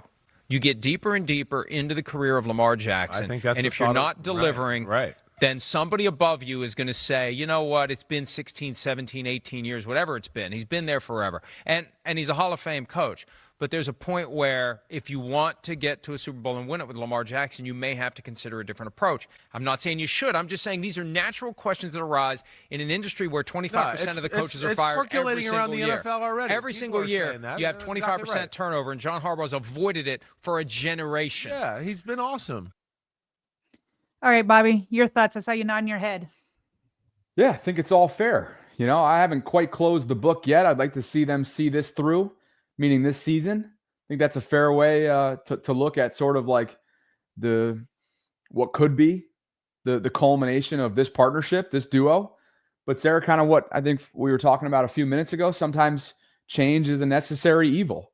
And as to Mike's point, as Lamar gets deeper and deeper into his football career and continues this body of work of excellence, that pressure, that expectation is going to continue to skyrocket and be raised. And so if Steve doesn't feel like John's the guy, and Sarah, this disturbing trend continues of underperformance, then you are wasting a generational talent that ultimately is one aspect, one massive part away from really completing the full body of work, the full resume to seal his legacy. You know, he's going to be in Canton one day, regardless. At this point, based on what he's done through almost, I guess this is 8 NFL years. I guess it'll be a full. Well, it'll be a full 8, like halfway through, because he came in halfway through for Flacco his rookie year. You get that Super Bowl and you get into a different table than what he's currently sitting at right now, and they need to do whatever it takes to ensure that when it's all said and done, Lamar is a Super Bowl champion. If that can't be with John Harbaugh after this year, then there's got to be somebody else that, again, allows that change being a necessity. A necessary evil. Sometimes that's the case, especially when the magnitude and the stakes are raised the way they are right now in this moment. Right. And Bobby, like, I hope it doesn't get to that point. I would way prefer to be celebrating, Lamar Jackson and John Harbaugh lifting the Lombardi trophy together. Like, that's what we all prefer. Like, we want it to get there. And I love Lamar Jackson and I love John Harbaugh. And yet at the end of the day, I love you and I love myself. I like Andy Reid. All of us have been passed over professionally, right? Like, we've all had disappointing professional moments where somebody gets a promotion over you or you get let go. I mean, Andy Reid got let go by the Philadelphia Eagles, and he kept taking the Eagles to the NFC Championship game, but they weren't getting over the hump. And then he went over and he teamed up with Patrick Mahomes, and look at all the rings that they have. So this isn't to like condemn anybody, but at the end of the day, this is a results-driven business. That's what the NFL is. And there's been so many bites of the apple. Like, how many more do you get? And so maybe John Harbaugh's meant to be with a different type of quarterback. Maybe Lamar Jackson needs a different type of head coach to help lift each other. I hope it doesn't get there. I way prefer to win the Super Bowl this year, but you only get so many bites at the apple, and then maybe separating would be, better for everybody. But I'm not there yet. I know you're not there yet.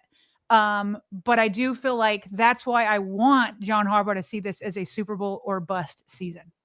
This is, to be clear, Nick Wright has closed the book after 1 week, right, of 2025 football, but citing a lot, right, citing everything that we've talked about throughout the course of this live stream, Sarah, in terms of the disturbing trend of blown leads, the underperformance, and what it means for Lamar in the prime of his career as it relates to John Harbaugh. I have not closed the book on this duo yet. I want to see through this season. And after that, I am absolutely open to the idea of change. You have two options in-house, and you're going to have a slew when the hiring cycle inevitably happens in the offseason. Who are the two in-house? It's Chuck Pagano with head coach experience. It's Todd Monken with several years of coordinator experience, obviously at the top level, a brief stint as a head coach at the collegiate level, and he's gotten many interviews over the last two hiring cycles that he's been passed on, but he's gotten multiple interviews since being hired by John Harbaugh a couple years ago.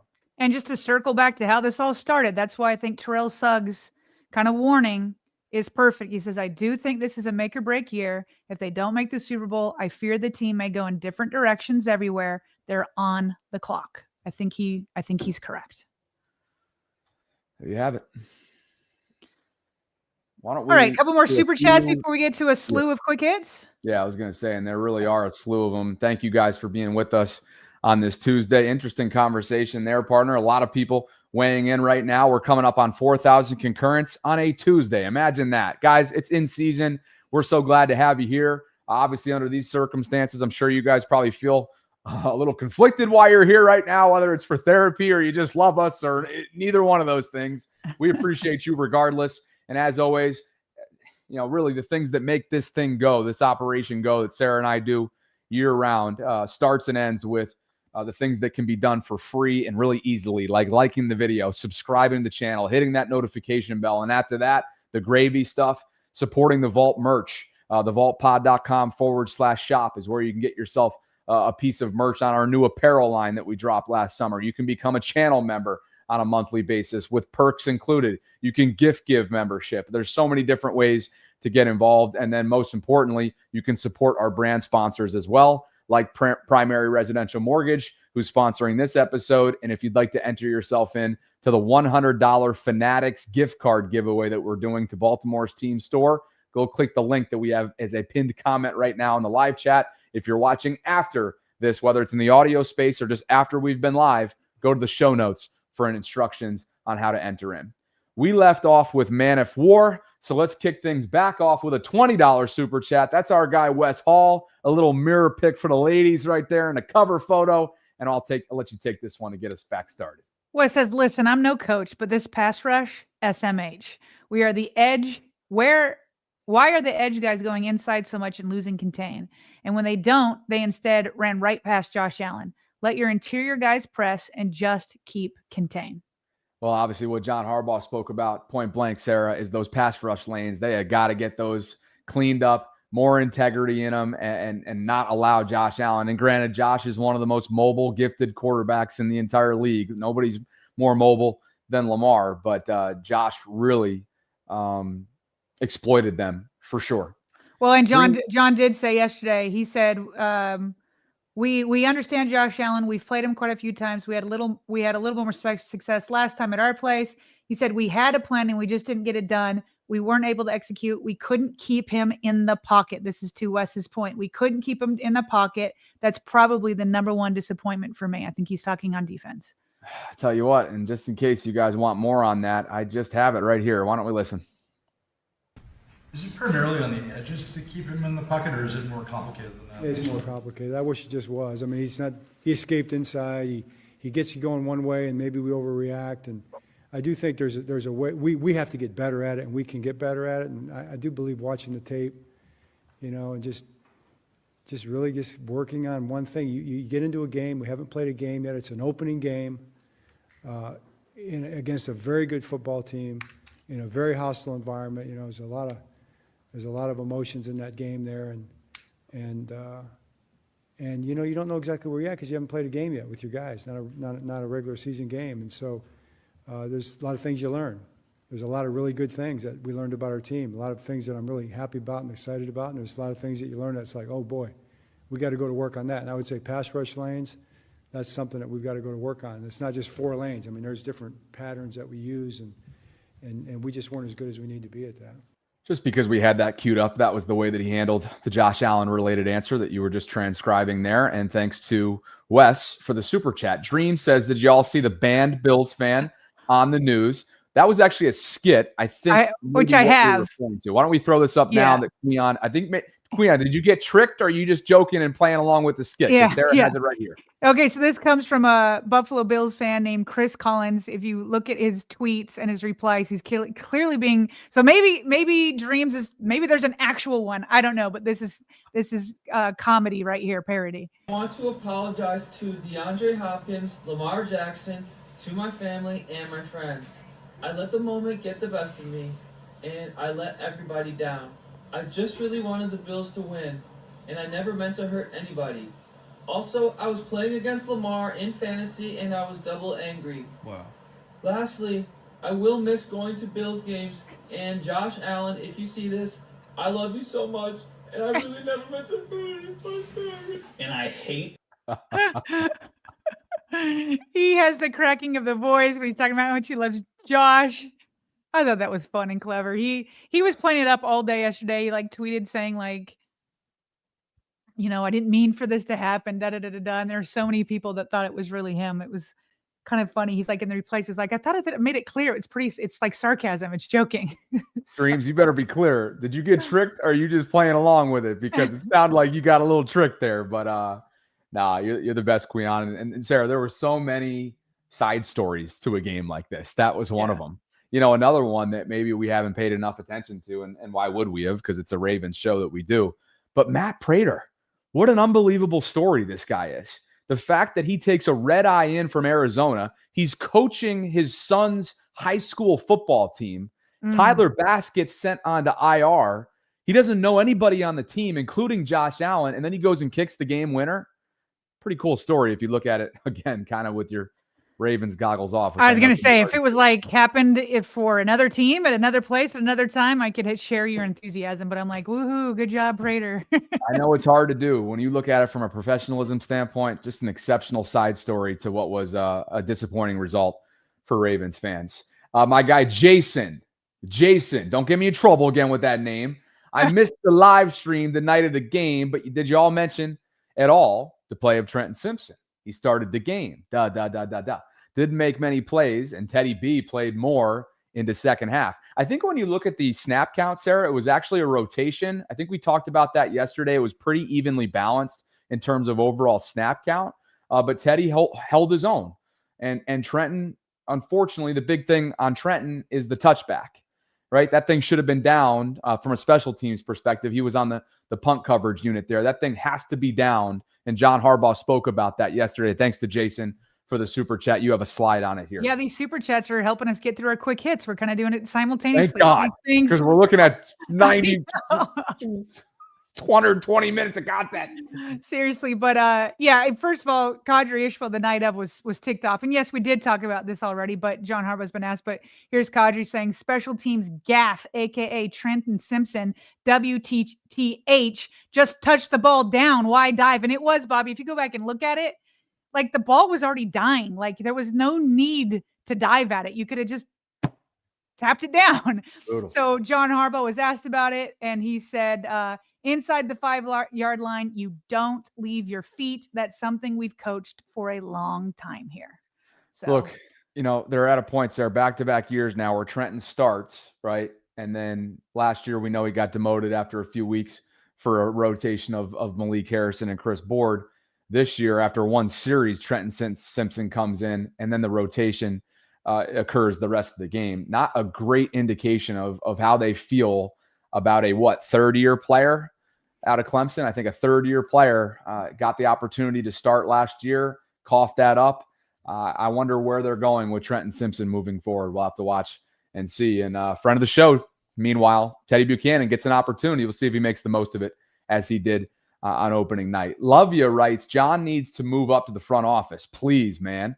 Douglas says Harbs is stuck in 2012 with the hashtag Vault. And Jason Sarah chiming in today. Tough game for the Ravens this week, but every setback is just a setup for a comeback. Hashtag Ravensflock, hashtag on to the next one, hashtag we will rise.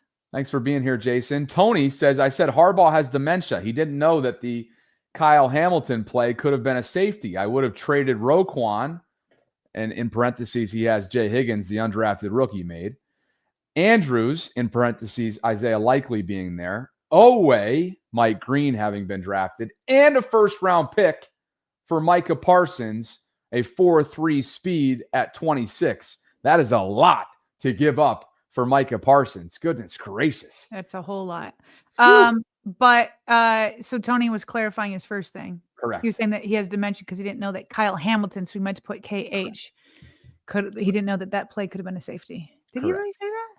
I don't know. I have to go back. No, I think he said that I quoted. He said he thought that Kyle Hamilton, he questioned whether he graduated from Notre Dame and then that was a foolish play.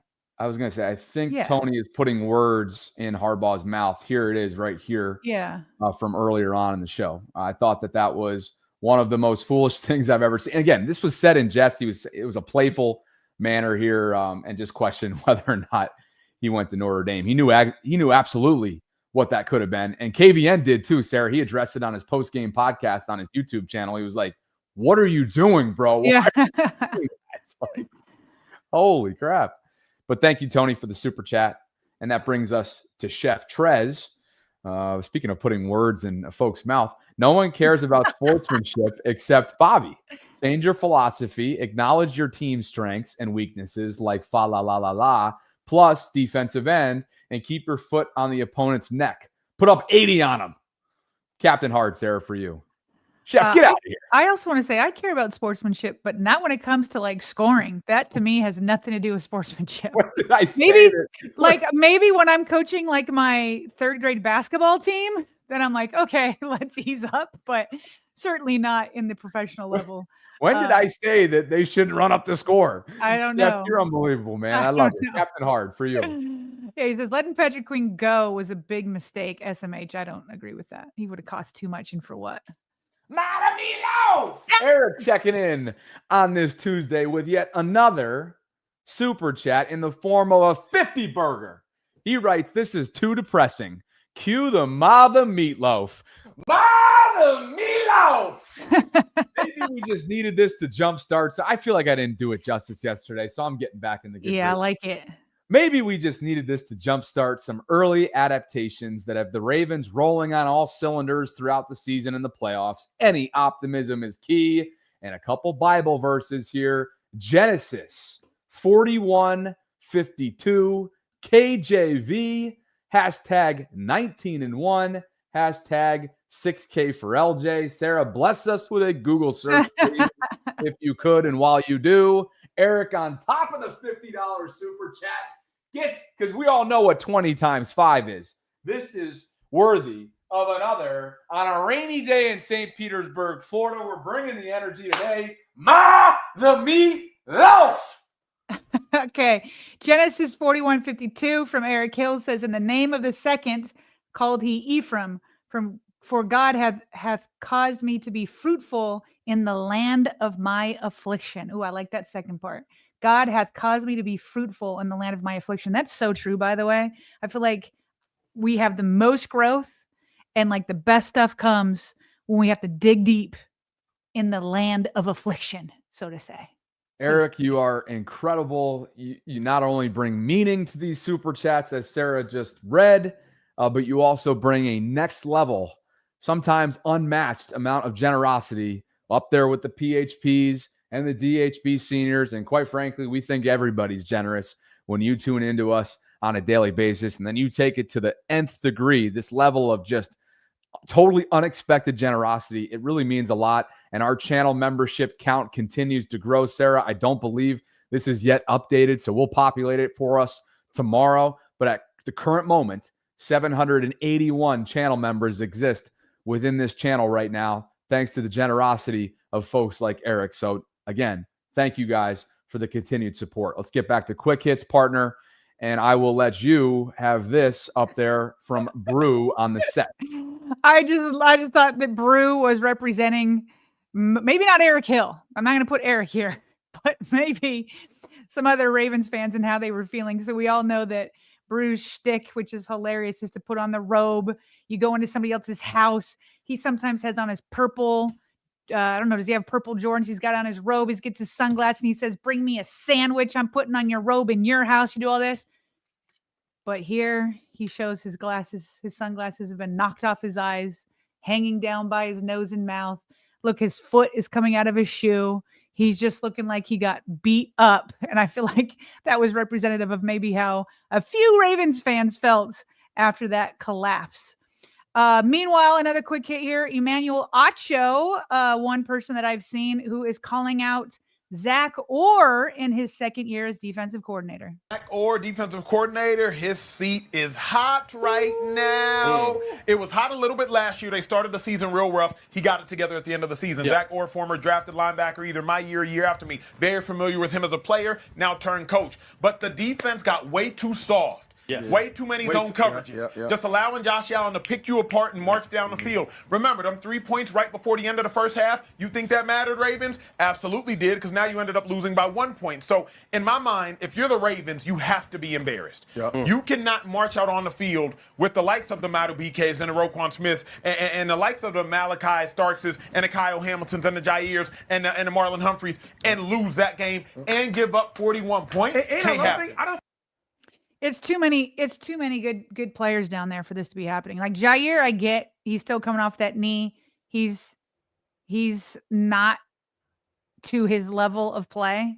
So like, but everybody else, it can't be another 10 weeks, Bobby. It can't be another 10 weeks. Like he was able to pull things together last year, but we can't do this again. He's got to get it together much more quickly this time around. And I hope he does. Zach is like resilient. He's got all the energy in the world. He's a smart guy, but it cannot take 10 weeks again. He's got to turn it around much quicker. Yeah, you can't, because you don't want to go on the road earlier than you have to come January. And we know that those 10 weeks of sputtering last year affected seeding, affected overall wins, affected a number of things, really in all aspects of this team. So I'm with him on that.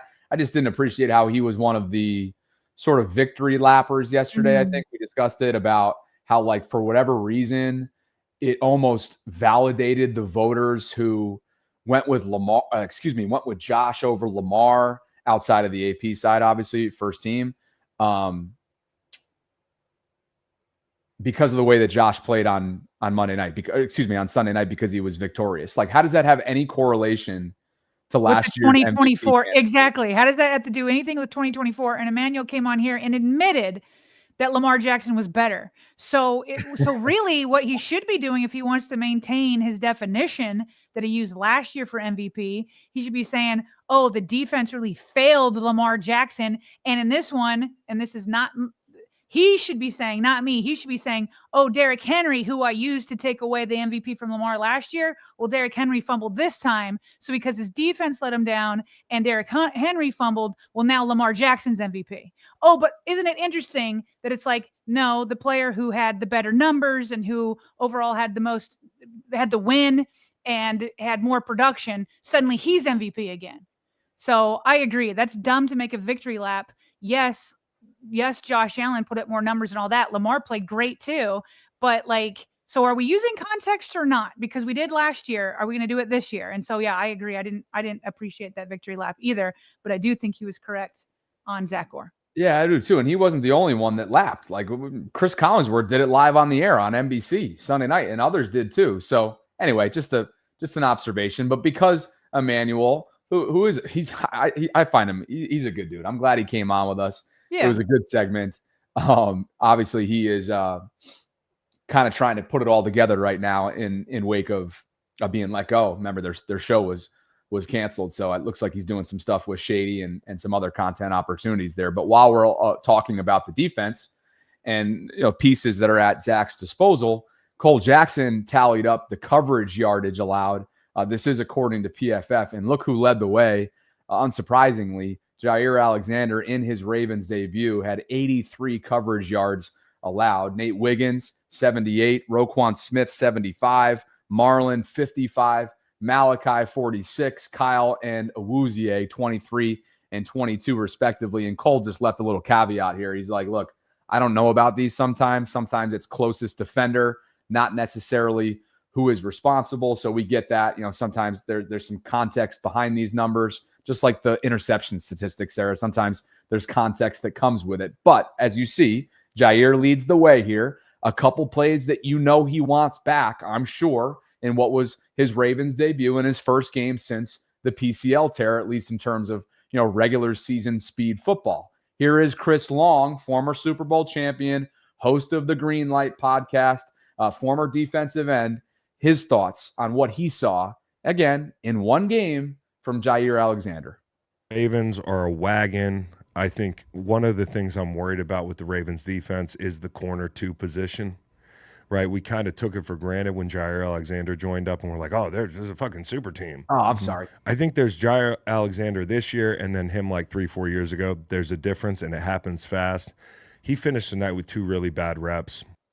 Apologies on the lack of censoring there, but you get it. He's got questions about CB2 and that, hey, it happens fast at the cornerback position. I think you and I are willing to have some grace.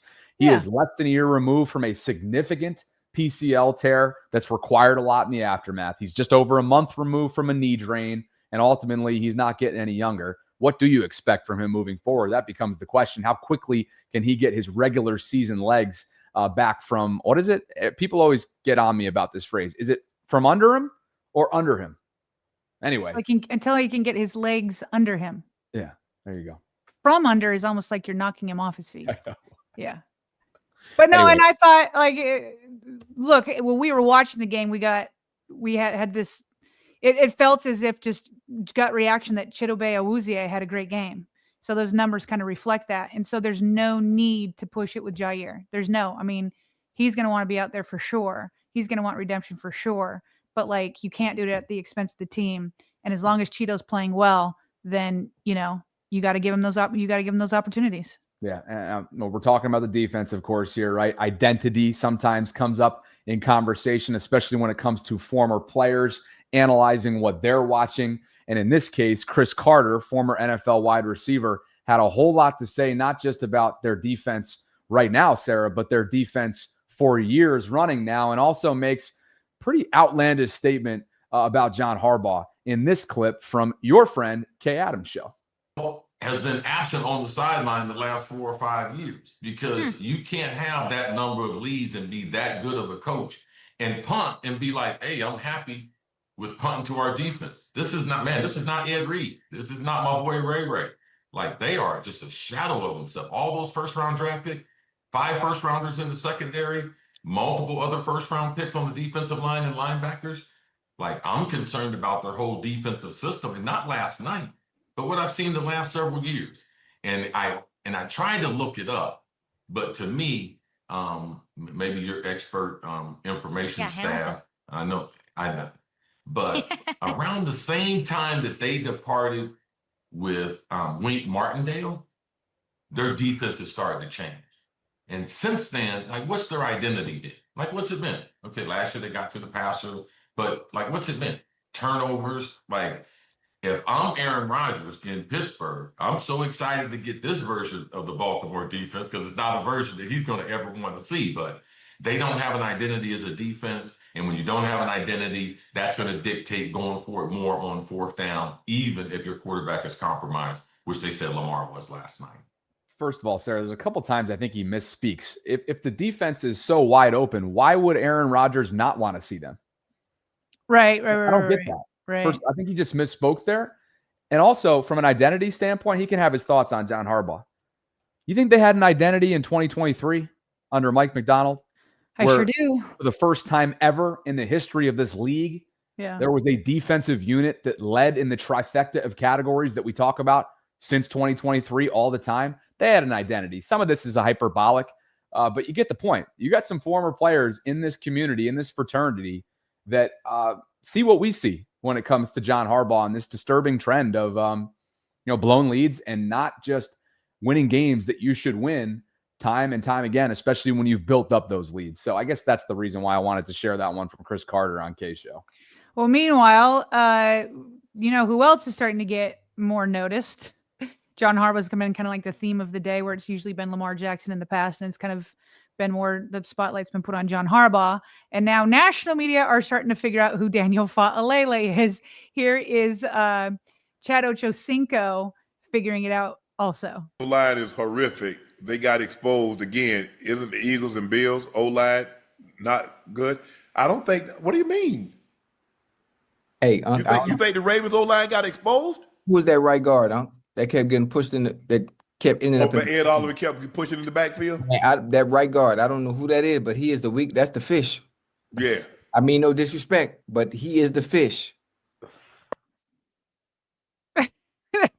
Who's that number 77? Who's that right guard?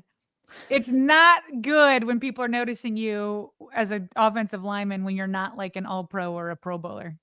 Oh. Somewhere Rave is like, yo, where you guys been? Right? Rave is feeling validated in this moment.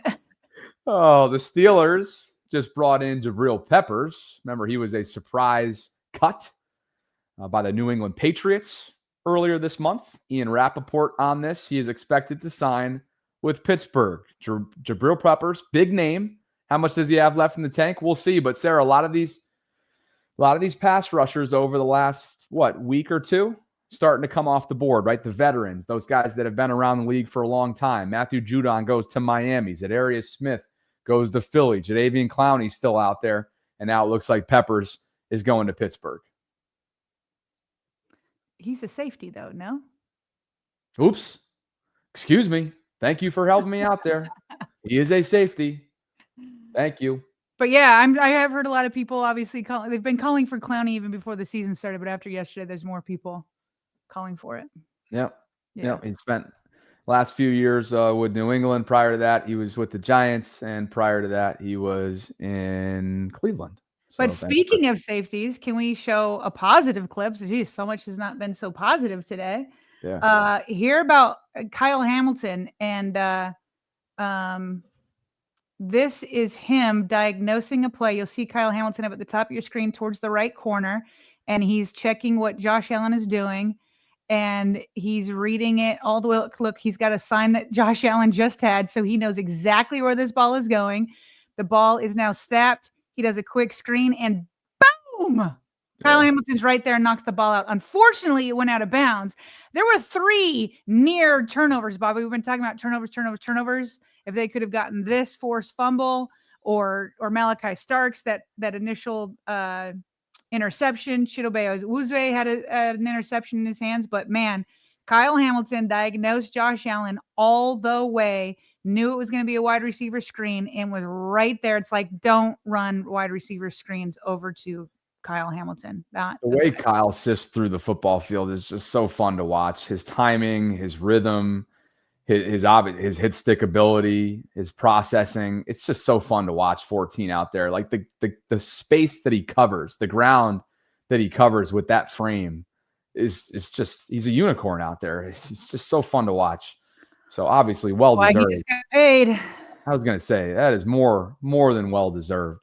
The Bills blitzed Lamar, Sarah, on 10 of his 22 dropbacks on Sunday night, but didn't have much to say for it because Lamar balled out.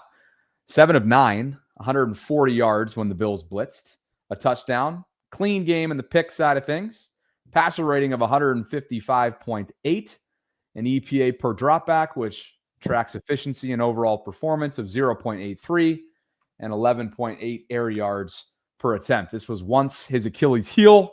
Go back and look at that Thursday night game against the Dolphins, the 0 blitz from several years ago.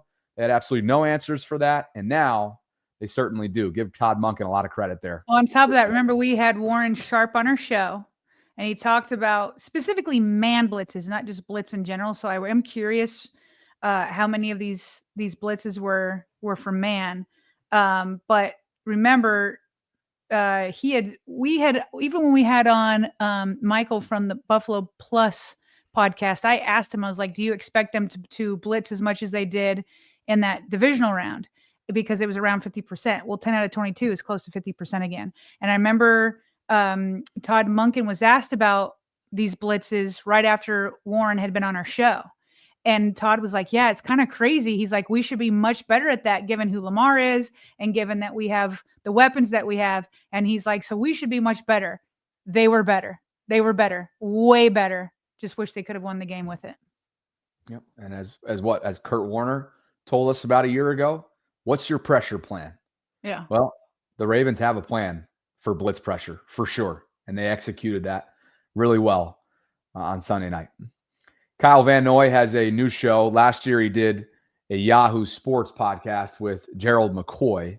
And by the way, in this show, he explicitly says this is a TV show, not a podcast.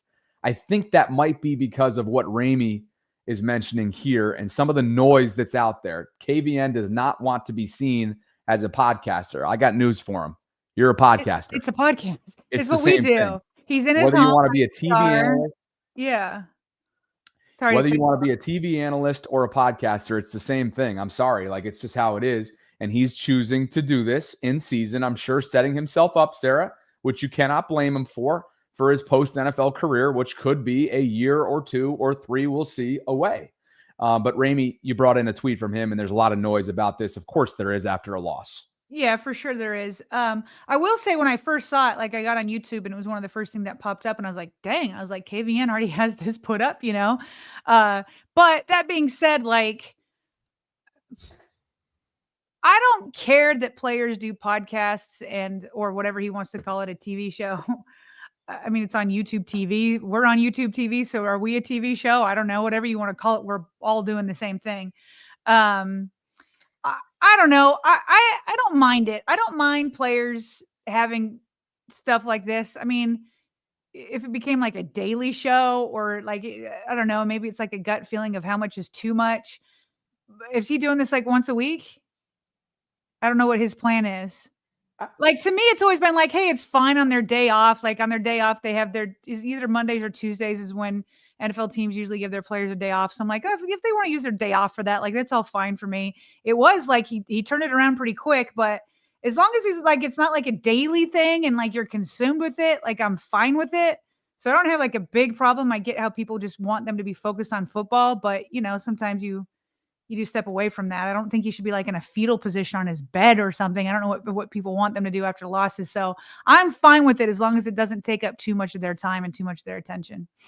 He'd already mentioned in the show that he had done his film work on the flight back. It's literally probably the wee hours of the night. He's sitting in his Harbor East apartment alone. He's, I'm sure, hyped up from a primetime game. It's week 1 of the season. Like, I just don't know why people... I get it because emotions are running high and the game outcome was not in your favor as a fan. I get all that.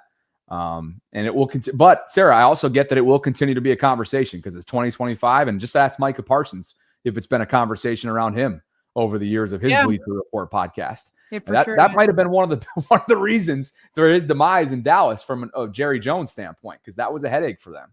So yeah, because you're always talking. I will just say I listened to his podcast. He did evaluate himself. He said he had like I think he said an average day. He's like, I was just average out there. So he knows that he needs to play better. That was not the best game from KVN.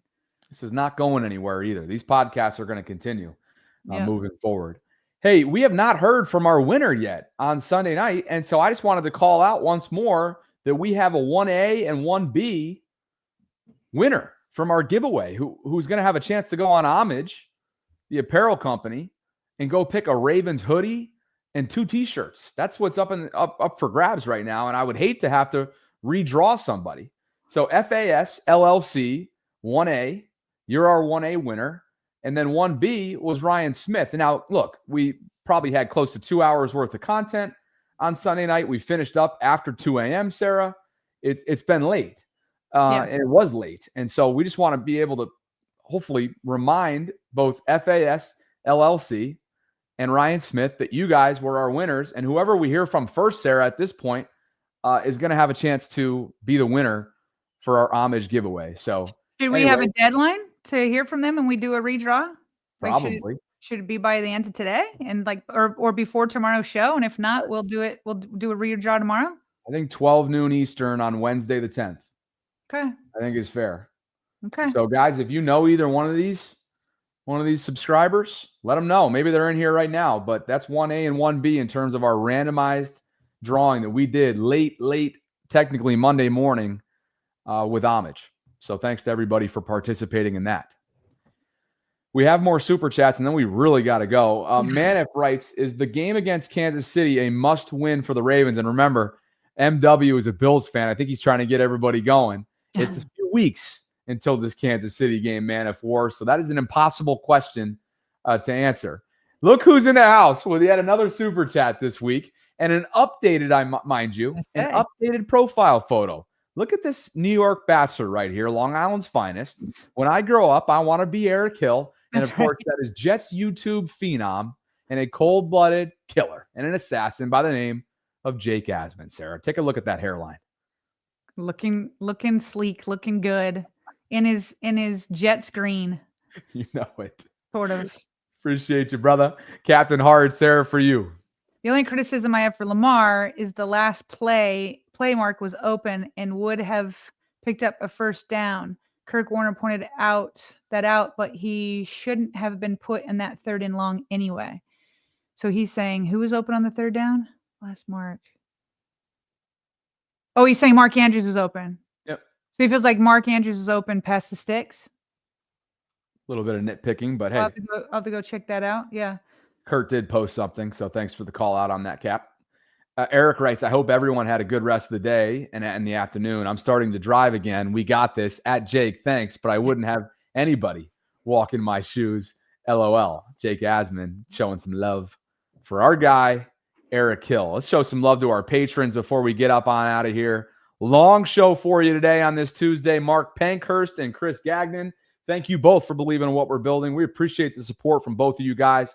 You are integral members of the Vault's Patreon community. It's patreon.com/RavensVault podcast if you're interested in becoming a part of that community and getting more involved in the show. Mark, Chris, thank you, gentlemen. We appreciate you both.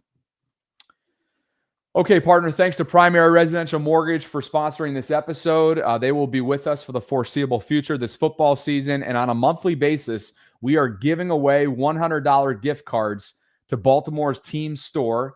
That's courtesy of Fanatics. So thanks to them. If you guys want to enter in, go visit the show notes. There's a pinned comment right now on the way out. It takes you to an Instagram page. It's super easy to do. Anything else from you? Got nothing. We've had 2 hours worth. I need to add nothing.